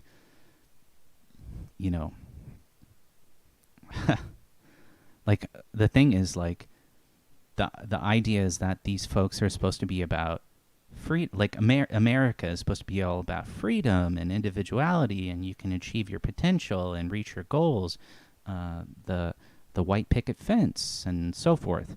But if you're profiling people and you're looking for people to demonize, that can't be good, right? So, I mean, as soon as TV became a thing, like this is in the 60s, you can see that this type of stuff was already going on immediately. And I don't think it's changed a lot. I think that we've been kind of stuck in this rut. And working their way into some position of authority. They may not actually be commies themselves. They may not even be fellow travelers. They may be only communist dupes.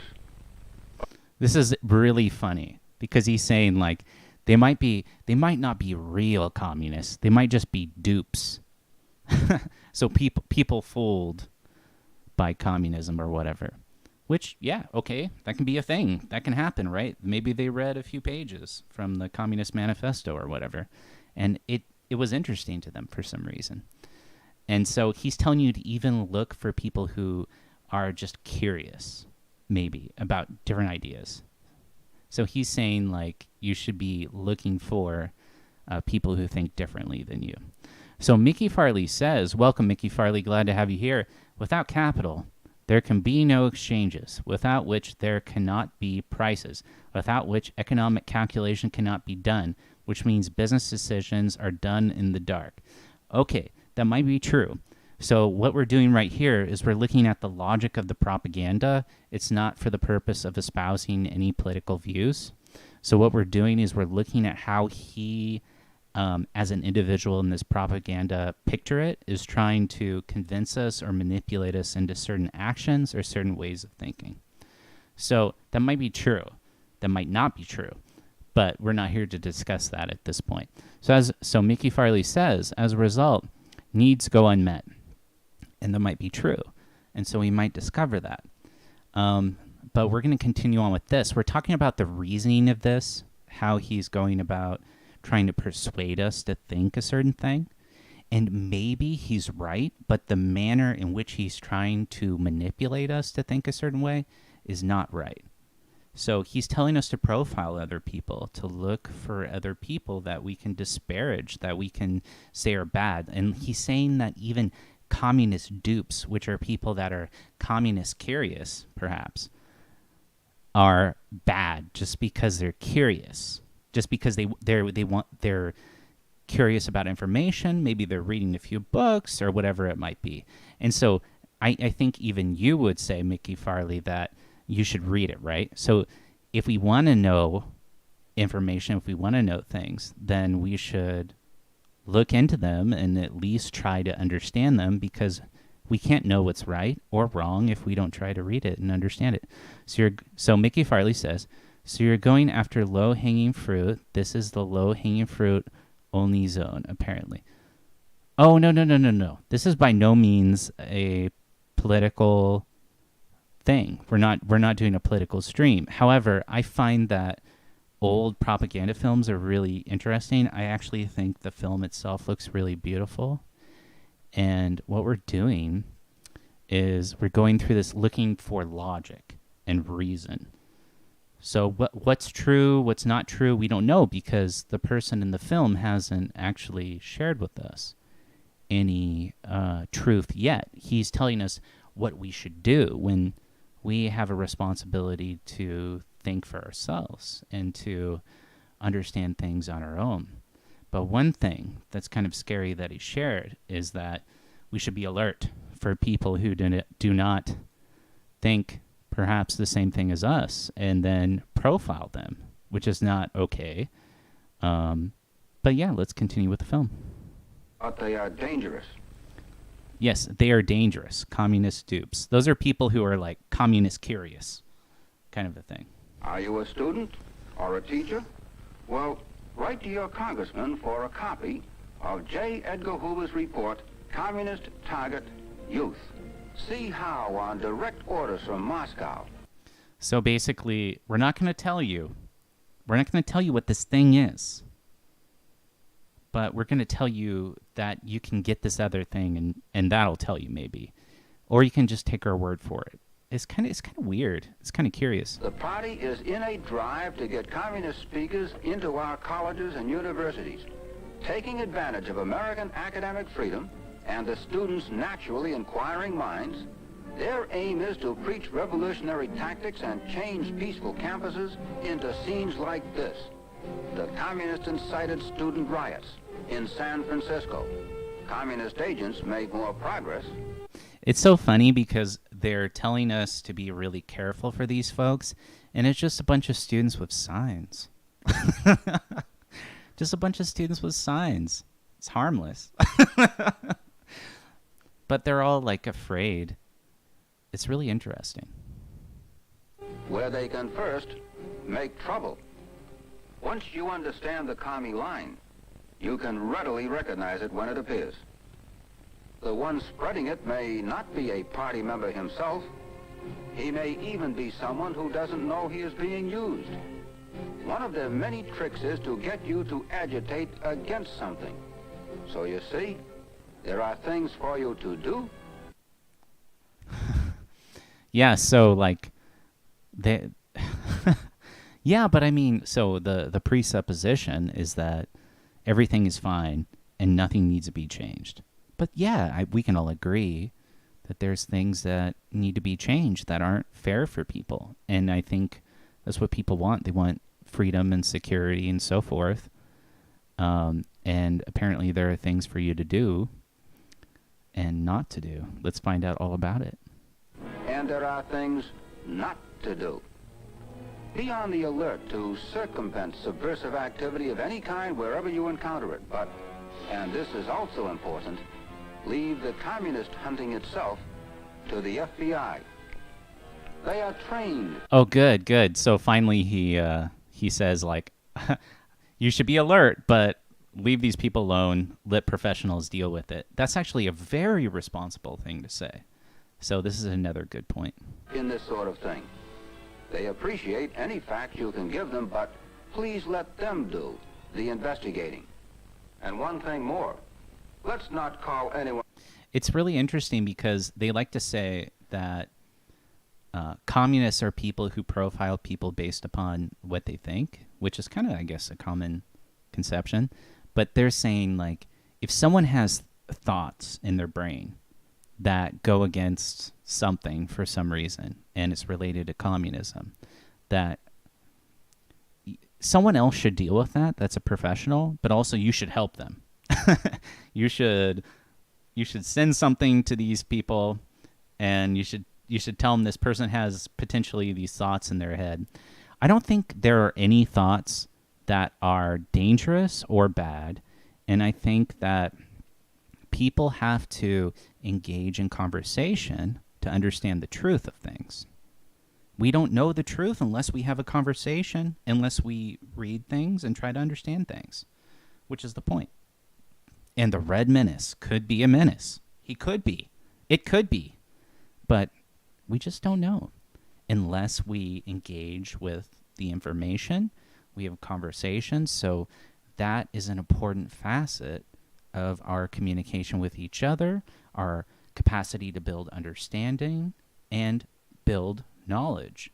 So if you are right, if you are correct, then you don't need to fear alternate ideas. You just need to engage in communication. You need to engage with thoughts. You need to engage with facts. And that's the most important thing to understand here. On a communist, just because he happens to disagree with us. And be doubly alert when the communists start hunting you. That's right.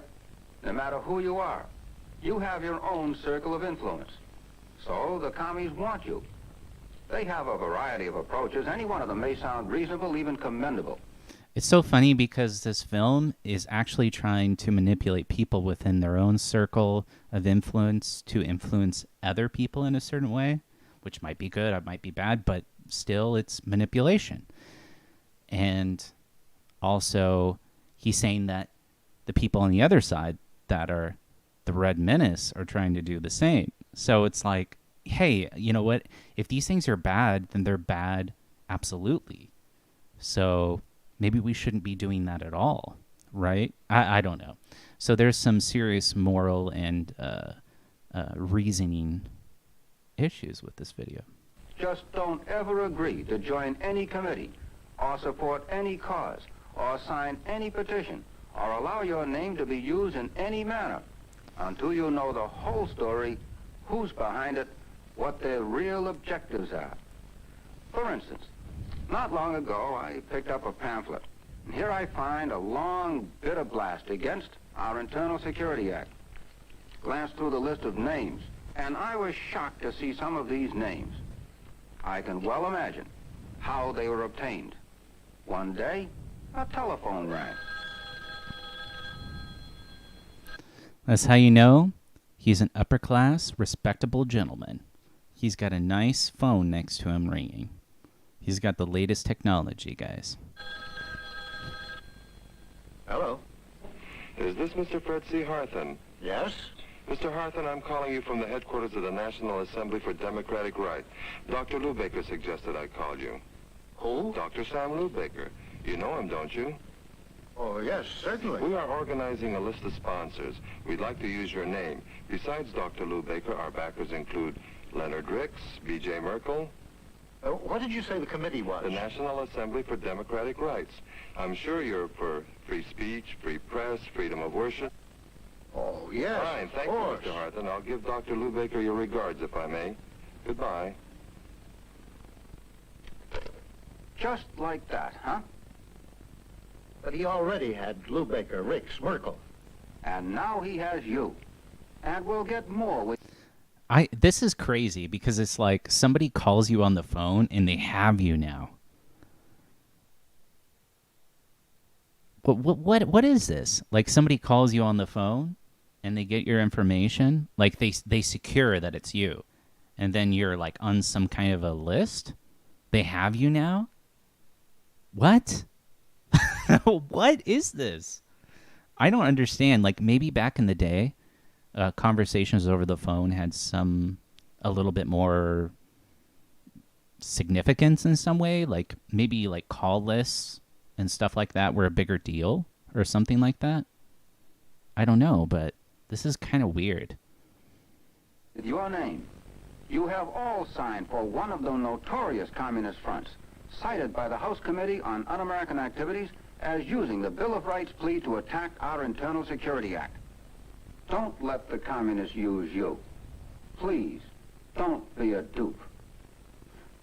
Don't be a dupe. Don't be a dupe by answering a phone call and being courteous to the person on the other end. Like, what is he asking us to do? What is he asking us to do? Is he asking us to be like rejectory toward anybody who calls us? Like, hey, if you're a communist, I don't want to talk to you. You know, kind of a thing. Like, what is that? What is that? I don't understand it at all. So weird, dude. And he put a lot of effort into making this film. Like, he was really trying. Like, look at this guy, man. He's so professional. How can you not trust a guy in a tie? Anyway, that's the way I wrote it in my notes. You know, even my secretary can't always read my handwriting. And so when she typed it, it came out, please don't be a dope. And you know, her word's pretty good too. Well, now, in summary... That was such a terrible joke. Don't be a dope. So, like, he's taking it like, you're not just a dupe. You're not just a dupe. You're a dope. You're a dope if you let somebody talk to you on the phone and you're nice to them. I don't understand it all. If anybody in the chat understands, please let me know, because I can't figure this out. This is what you can do. Know your enemy. Help others understand. Become politically active. So, know your enemy. So you have to do something. You have an enemy. Project that you have an enemy on other people, so they also have an enemy against that person.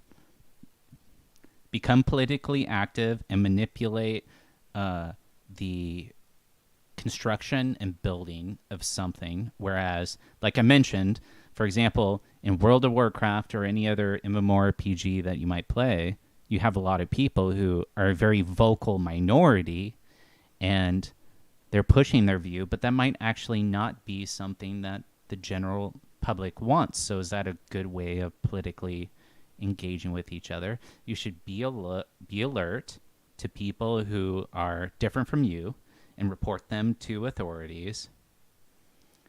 I mean, like, oh man, this is just bad stuff. Get out and vote, but know what you are voting for. Work to elect the right officials. Be alert. There are many things to do. And there are things not to do. And to that list, I am going to add one more. Be constant. Perhaps this is the most difficult of all. And often, it's the most important. The other night, I was rereading a letter dated 1900 years ago. A man named Paul was writing to... Be careful, they might turn you into a dupe and put you on some kind of letter thing where, like, your name is on something or whatever. Right? Because if somebody calls you... I don't know. To some of his friends in Galatia. But the exhortation is just as apt today. Let us not be weary in well-doing, for in due season we shall reap if we faint not. I believe that. I believe something else too.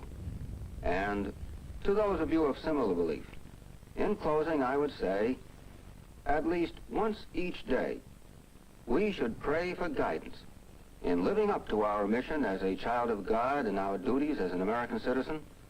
That too, we can do. So, again, like a religious projection. Like, you're a child of God. Like, I don't know. Maybe in some kind of way. I don't know. But, like, again, what he's doing is he's telling us what to think. He's telling us what to do, more forth. He's telling us what to do and what thinking we should have in those actions that we do. And maybe he's right. Maybe he's wrong. But we don't know because he hasn't explained anything to us. And this is classic propaganda stuff. It's like, hey, you already know everything you need to know. This is what I need you to do. And of course you know everything you know because here's some photos, right? You know, it's like there's more to it than that. Will you join me?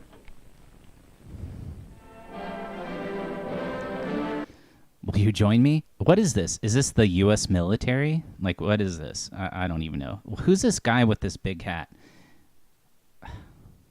Is this the guy from Breaking Bad?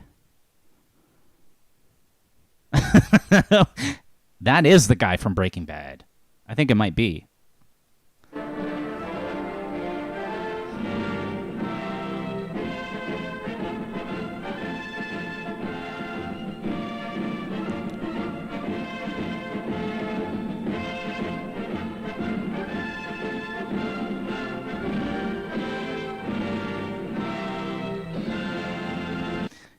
The truth is marching on, even though this propaganda film didn't have any truth in it. Here's another interesting one. Students with ADHD save 10 hours studying with this Chrome extension. No By way! all means. I've heard some rather disturbing reports about you. Such as? Such as the fact that you're spending so much time with people who are nothing but communists. Okay, so this, to give some context, so this is a father and his son. And this is from another propaganda film. I don't like the audio, so if the audio's not good, we'll just skip this. We'll just do something else. Nothing but comments. Yeah, I don't like the audio. It kind of sucks. So what I'm going to do instead is I'd like to show you guys some music from a friend of mine. So I did a lot of live shows with this band called Titans of Siren in Hawaii. And they have some really cool songs, and I want to share them with you guys. I don't think they'll mind if I share it, so I'm going to do that. And yeah, I really appreciate you guys coming.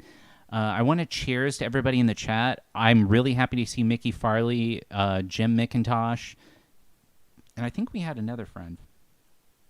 I don't see him here right now. But just want to cheers to everybody. Cheers. If you have a cold drink, I encourage you to grab that and to enjoy that and to have a couple of sips. If you have a nice place to relax and chill out, I would encourage you to do that as well. This is a chill stream. At this point of the show, I would encourage folks to join our Discord. So let me post that in the chat so you guys can join the Discord if you would like, because at this point in the show, what I usually do is I invite people on to have a chat and to hang out and to talk and to shoot the shit. And that's usually what we do.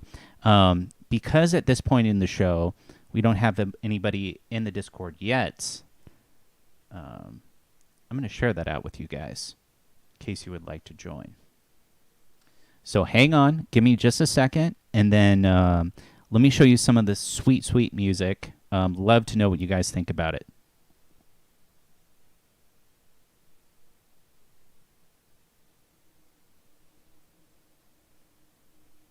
All right, we copy the link.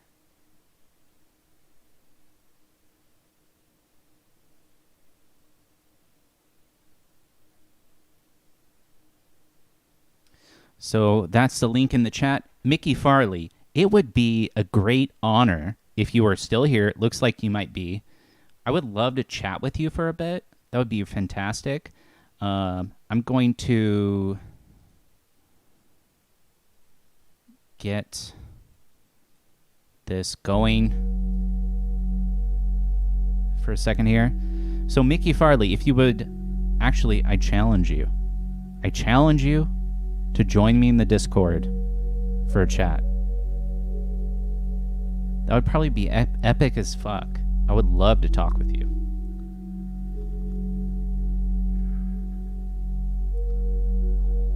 So let's see if he's willing to answer the challenge. Mickey Farley, will you be my Gandalf?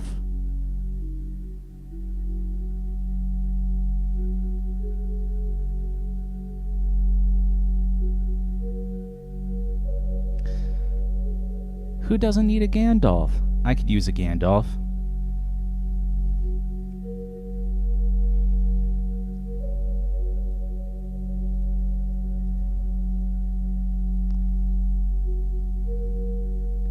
All right. In the meantime, I'm going to get ready the music that I promised. And we'll do that. And we'll see if Mickey Farley joins us. Check out this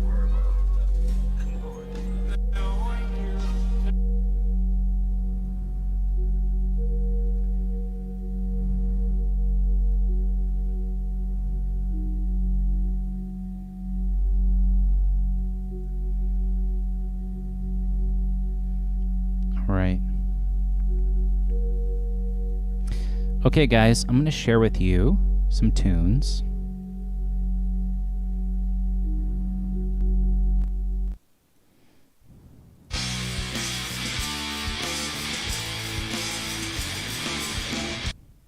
So let me introduce this. So this is my friend Zach, and he is in a band in Honolulu, and they're called Titans of Siren. And we played a couple of shows with them. They're pretty fantastic. I was in a band, by the way, in Honolulu. We were called Sloshed Monks, and I just want to share a little bit of their music with you guys.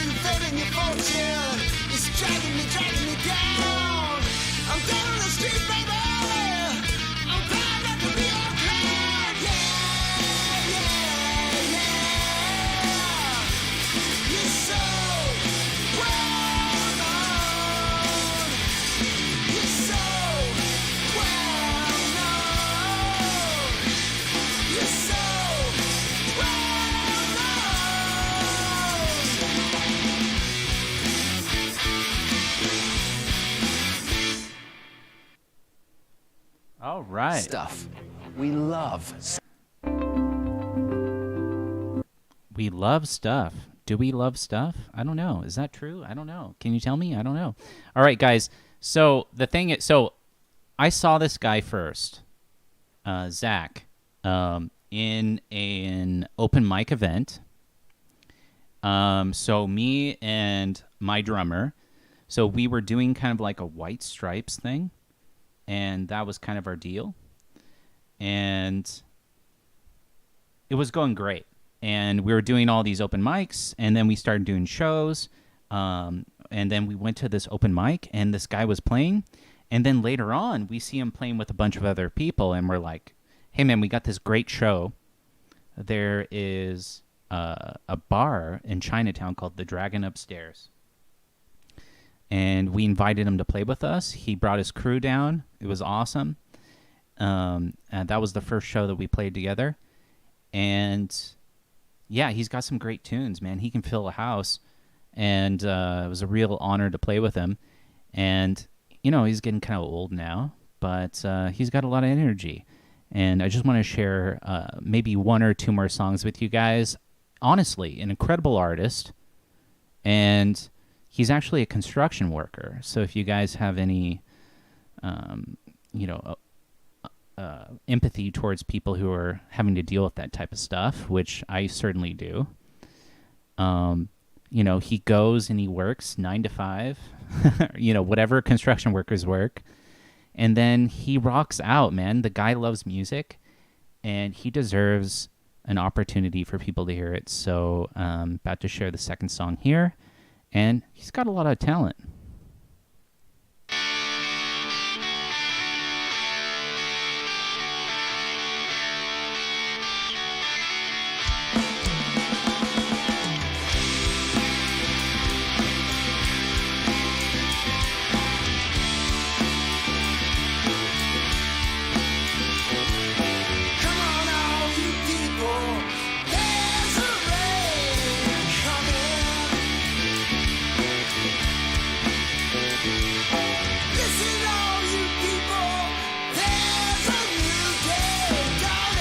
There's a new day dawning.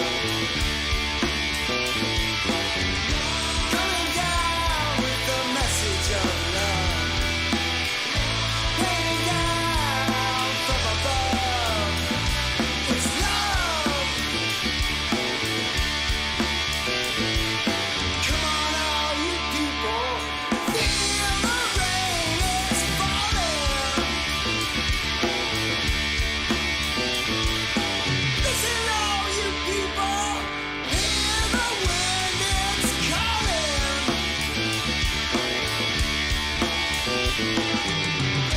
Calling out with the message of love, raining down from above. Coming down with a message of love from above.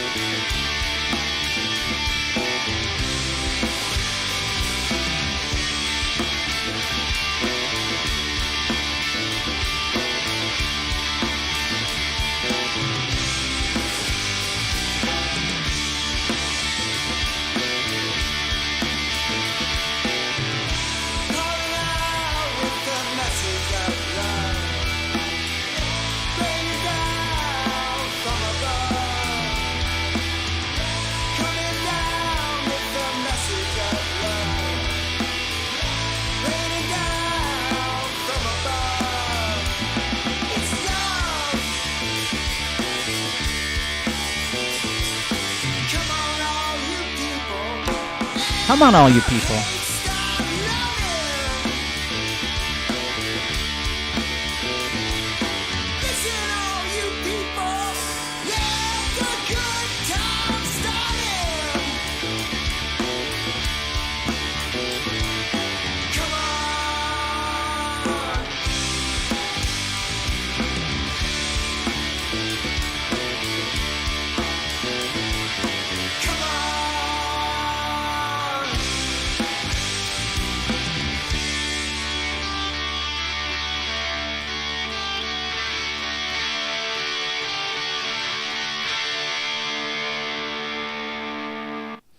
So that is such a great song from Zach. The song is called Seafoam Lizard. And man, playing with this guy was such a treasure. We filled that bar. We filled that bar through our collaboration with each other, pulling people off the street. They want to come in. They want to hear the sound. They want to see what's going on. Well, we showed them what was going on. And Zach is just an incredible person, coming down with a message of love, coming down from above. Like, so simple lyrics. Such a simple thing to say, but it's beautiful and fantastic. And just really happy to share this with everybody. I got one more song from these guys, Titans of Siren. This is Titans of Siren. This song is called Always and Forever. Grammarly? and we'll get it going. Hope everybody is doing great tonight. If you guys have anything you'd like me to discuss after the stream, or if anybody would like to join the Discord, which I have linked in the chat, and have a conversation, I'd be more than happy to do that. But this is always and forever.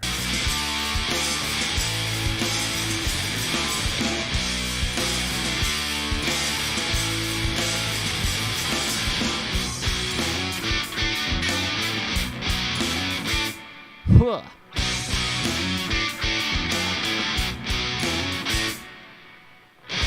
When I see just a little bit, see what I know. Looking at the hills and the fire down below.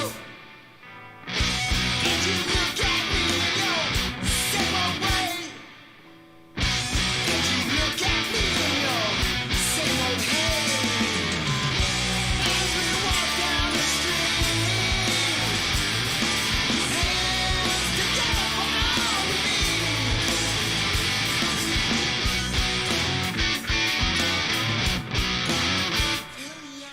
Oh, yes. Say it again. That you won't remain friends. But your fame and your fortune, it never ends.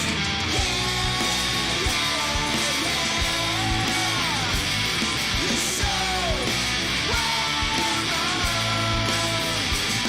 You're so well known. You're so well known. You're so well known. You're so well known. You're so well known.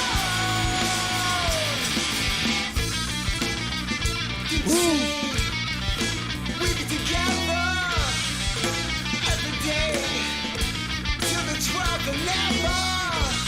Through the fame and your fortune, it's dragging me down. I'm down on the street, baby. I'm proud not to be a clown. Yeah. You're so well known. You're so well known. You're so well known.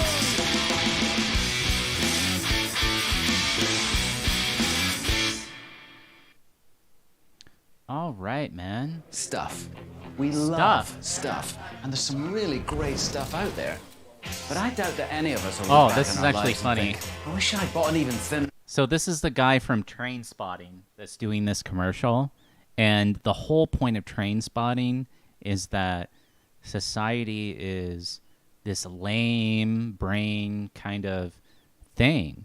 And so, I don't want these material things that everybody's trying to get. Instead, I want to do drugs, basically, which is the premise of Train Spotting.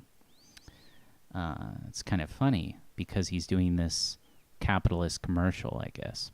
So, guys, I want to show you some of the music that I played with Titans of Siren when we played live. So I'm going to play a few of those tracks for you guys right now just to demonstrate what we were doing together. And I don't know if I can control the volume. Let's see what it sounds like. That's very loud. So let's turn down the desktop audio slightly. Then it should be good.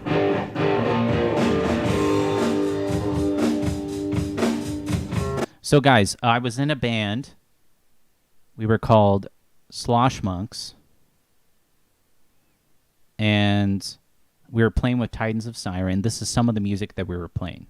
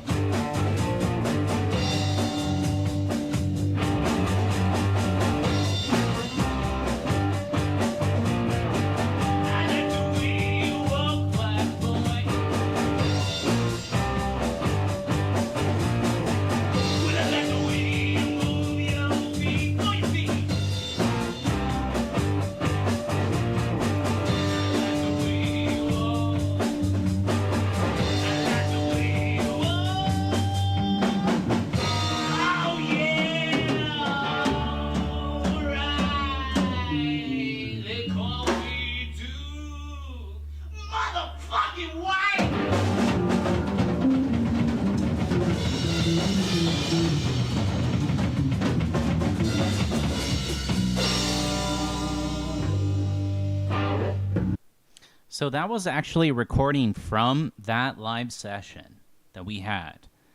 And I want to show you guys some music that I've been working on my own. And then I'd like to do another video conversational type of a thing. So we can move towards that as well. Showing you guys some of the tunes I've been working on. This one's a little bit more relaxing. This one will take you down. If I can find it. There it is. Okay.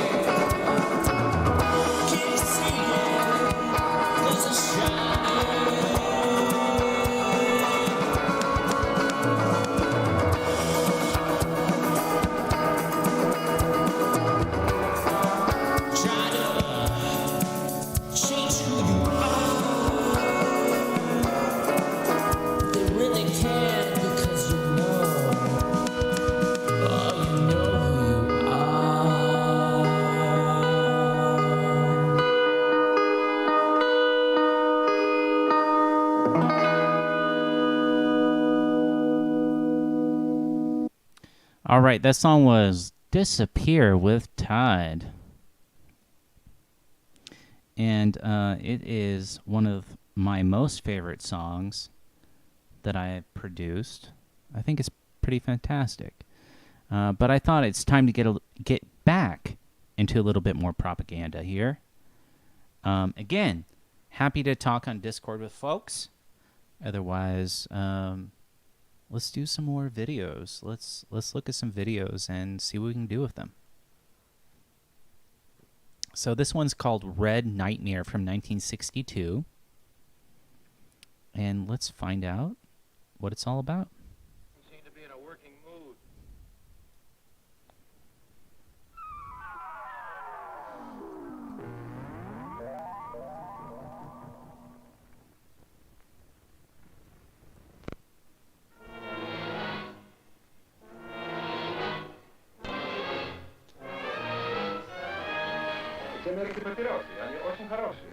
Speak English, comrade. Remember, that is about the only freedom you do not have in this town.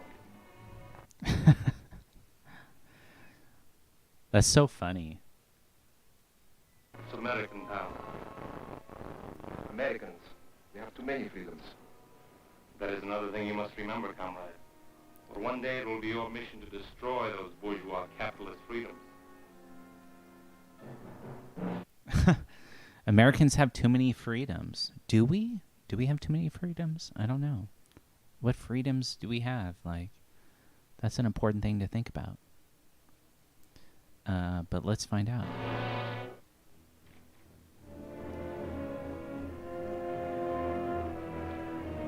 Frightening, isn't it? From all appearances, this community could be in Iowa, California, or Tennessee. It looks like an American town. As American as apple pie and ice cream. Is apple pie and ice cream American? Is it? Like, really? I don't know. As a matter of fact, you can find apple pie here and ice cream, too. But appearances are deceptive. This is not an American town. However, it may be assumed that such a town does exist, shrouded in secrecy, and protected by utmost security, deep behind the Iron Curtain. You might call this a college town, communist style, as part of a long-range plan to destroy our free way of life. These young So they're declaring that our way of life is free, but they've not told us why or what that is. Like, this is a continual experience that we have with propaganda or media or anything like that. Not telling us why, not describing in detail, continually trying to manipulate us emotionally, and not describing what they're talking about. It's like, you already know this. You already know this. And so since you already know this, we can just continue on. communists are studying the economic, political, and religious institutions that are the very heartbeat of America. The courses here in this strangest of all schools: espionage as a science, propaganda as an art, sabotage as a business. This nameless American city, deep in the vastness of the Soviet Union, it stands as a symbol of Russian treachery, of long-range communist conspiracy. This town may appear to be an accurate likeness of a typical American community, but it's a fraud. It isn't free. Now, let's take a look at a genuine American town and a genuine American. I want you to meet Jerry Donovan. Genuine as in if they really know what genuine really is. What is genuine? We don't know what genuine is. What does that mean? He's proud of his country, but prone to take his liberties for granted. He's aware that someone must assume responsibility for those liberties, for our free way of life. Yet, when there's a job to be done, Jerry, like so many Americans, is apt to ask, why me? There's a job to be done, but we don't know what the job is. What's the job? Can you justify this? Can you explain this? And perhaps in a video format? Well, that's an interesting question. So in a video format, because you got to go fast pace and you don't want to bore people, you want to keep them emotionally engaged. Does that mean that you can't explain? Does that mean that you can't explain things in detail that actually matter? So it's like, when was the last time you saw something where people are like, okay, this is the thing that we want to understand. So media doesn't try to teach you anything. It tries to tell you something. It doesn't try to teach you. It tries to tell you what to think. And that is what makes it wrong. It doesn't mean that media can't potentially teach you something, but that the way people have decided to use media in order to get people to do something that they believe is good for them to do is by emotionally manipulating them instead of actually giving them value as human beings and giving them the information and laying out the facts and then allowing them to think about it and decide for themselves. Because when you engage with reason and logic, it becomes a factor of the individual deciding for themselves how they feel, how they think, and what is important for them. But if you just tell them what to think, then they can just follow you into oblivion. And that's the mistake. And maybe it's not oblivion. I don't know, but we don't know because you haven't told me anything at all. So let's continue.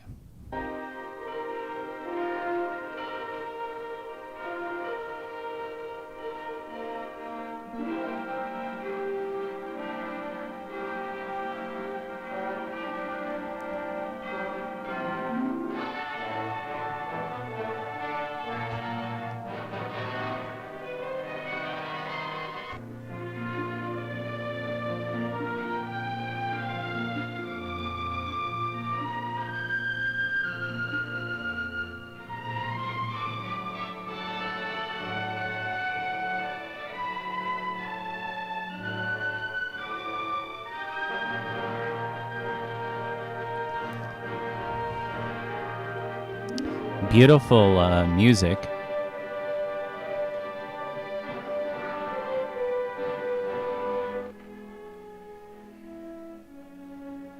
Anybody home? I'm home. Hey, Dad. I wish I had a dad like this. That's what's so funny about this. Like, this guy's like the victim of this whole thing, but it's like, man, I wish I had a dad like this. I was laid back. And he's like, hey, what's going on, people? Yeah, I just want to go bowling, which he says later on. Like, what a good guy. Oh, hi there, partners. What? Hey, what is this? You fat guy, take away our lady. What? This is so funny because, like, they're trying to get people to think in a certain way, but, like, this, like, I'm not one to call things racist, but this little kid right here, I mean, like, I don't know, like, socio-consciously, like, I can understand at the time. What that? You better send to the cavalry. Take him prisoner. Tie him up on a hill of red ants. Oh, now, wait a minute. I don't have no black hands. You sit on that hill. Now, you got this all wrong. See, I have to be a good guy. Sit. Yes, sir. Hey, where you going? Get him honey. Ants love honey. Oh, now, just a minute. Indians, time to wash up. Then come and Right, and now. Dessert in the wigwam later. Oh, hi. Well, you saved me from a fate worse than death. Oh? How come we're even this ordinary? Well, don't you remember your Avenue committee meeting tonight? I just want to make sure you could make it. Yeah, they don't expect me. I told them that your folks were coming here for dinner tonight. Oh, honey, Mom and Dad aren't due in for another week yet. Now you have plenty of time for the meeting, right? Helen, you don't understand. So basically, he doesn't want to go to the meeting tonight, so he's like a bad guy. Like, because of your laziness, communism has taken over the country. That's the narrative here. You know, like, you can see this on the total opposite side, but like, the point is, like, this film is trying to manipulate you. It doesn't mean that it's wrong or it's right, but that it's not appealing to reason, and what we need is reason. I knew that your folks weren't going to be here tonight. You knew? Well, then why I just told that to the fellas to keep from going tonight. Oh. Besides, my favorite TV show is on. You'd want to miss that, would you? Would you? Well, Jerry, you missed the last meeting. Don't you think you should be there? Honey, nothing ever happened at those meetings. Just a bunch of guys sitting around listening to themselves talk. Now, the important thing that really had me worried is what's for dinner tonight, stew or hamburger? Ha, ha, ha. There. Oh, boy. You like that? That smells good. I thought so. Jerry, would you say that I was a nag? Well, no more than average. Well, I'm afraid I'm going to be just this once. Why? This morning you told me that you wouldn't be able to make the PTA meeting next Wednesday, right? That is right. Old Mrs. Potter reminds me of a lovesick hippo. Besides, Wednesday's my bowling night. Oh, Jerry, can't you think of anything besides bowling and television? Oh, the way you talk about that PTA, you think it was... All right, guys, we're going to go no audio. I'm going to start voicing over everybody. Here we go. Let's make it happen. Hey, honey, how are you doing? You want me to do this thing, but I don't really want to. Well, honey, you better do this, because if you don't do it, I'm going to make your life a living hell. Yeah, I know, honey, and you know what? I respect you for that, but also, I just don't feel like I want to go to this pointless meeting. You know, like, it's pointless, right? You know, people talking about things, and, well, I just don't really feel like talking about things. You know what I mean, honey? Yeah, I know what you mean. But, you know, like, it's seriously an issue where, you know, I need you to talk to people about things. Because, you know, if you talk to people about things, then, you know, you might make more money, and I might have more money, and that would be fucking fantastic, wouldn't it be not? Well, you know, I'm not really sure about that. But you know, I just want to go bowling tonight. Honey, I totally get it. Well, you know, bowling is very important. It's just as important as PTA meetings.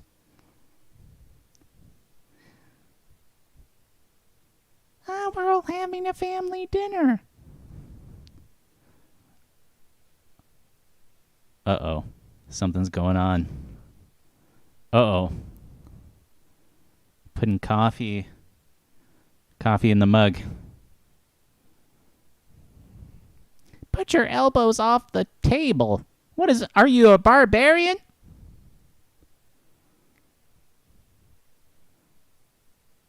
Oh, yes. Yes, of course, girls are always more principled and well-behaved than boys. Yes, that's totally true. You know, I've been thinking. What if we had a quad or something? Well, the age difference is very difficult. I don't know if that would be a good idea. You know, I've been thinking about Johnny, and I think we'd like to get married.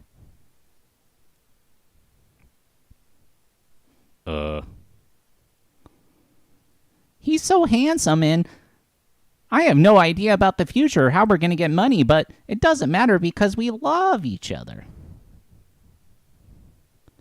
That's okay, because I know you love each other, and you'll be very happy together. Well, there's more to life than love, like Haagen-Dazs. You know? Haagen-Dazs is so good, it's the best ice cream in the world. Ugh. I don't really like Haagen-Dazs. Why are you always obsessed with Haagen-Dazs?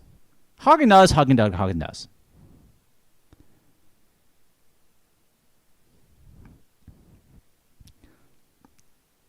Honey, leave them alone. Let them fight over Haagen-Dazs. I love you, but if you say anything about Haagen-Dazs one more time, I'm going to kill you. Fucking Haagen-Dazs.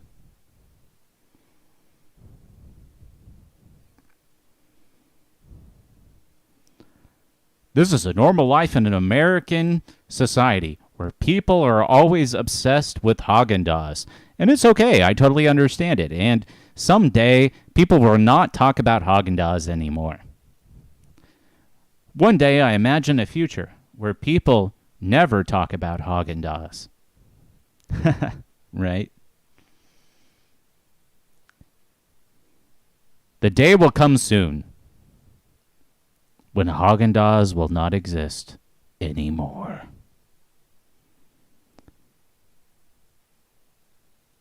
All right.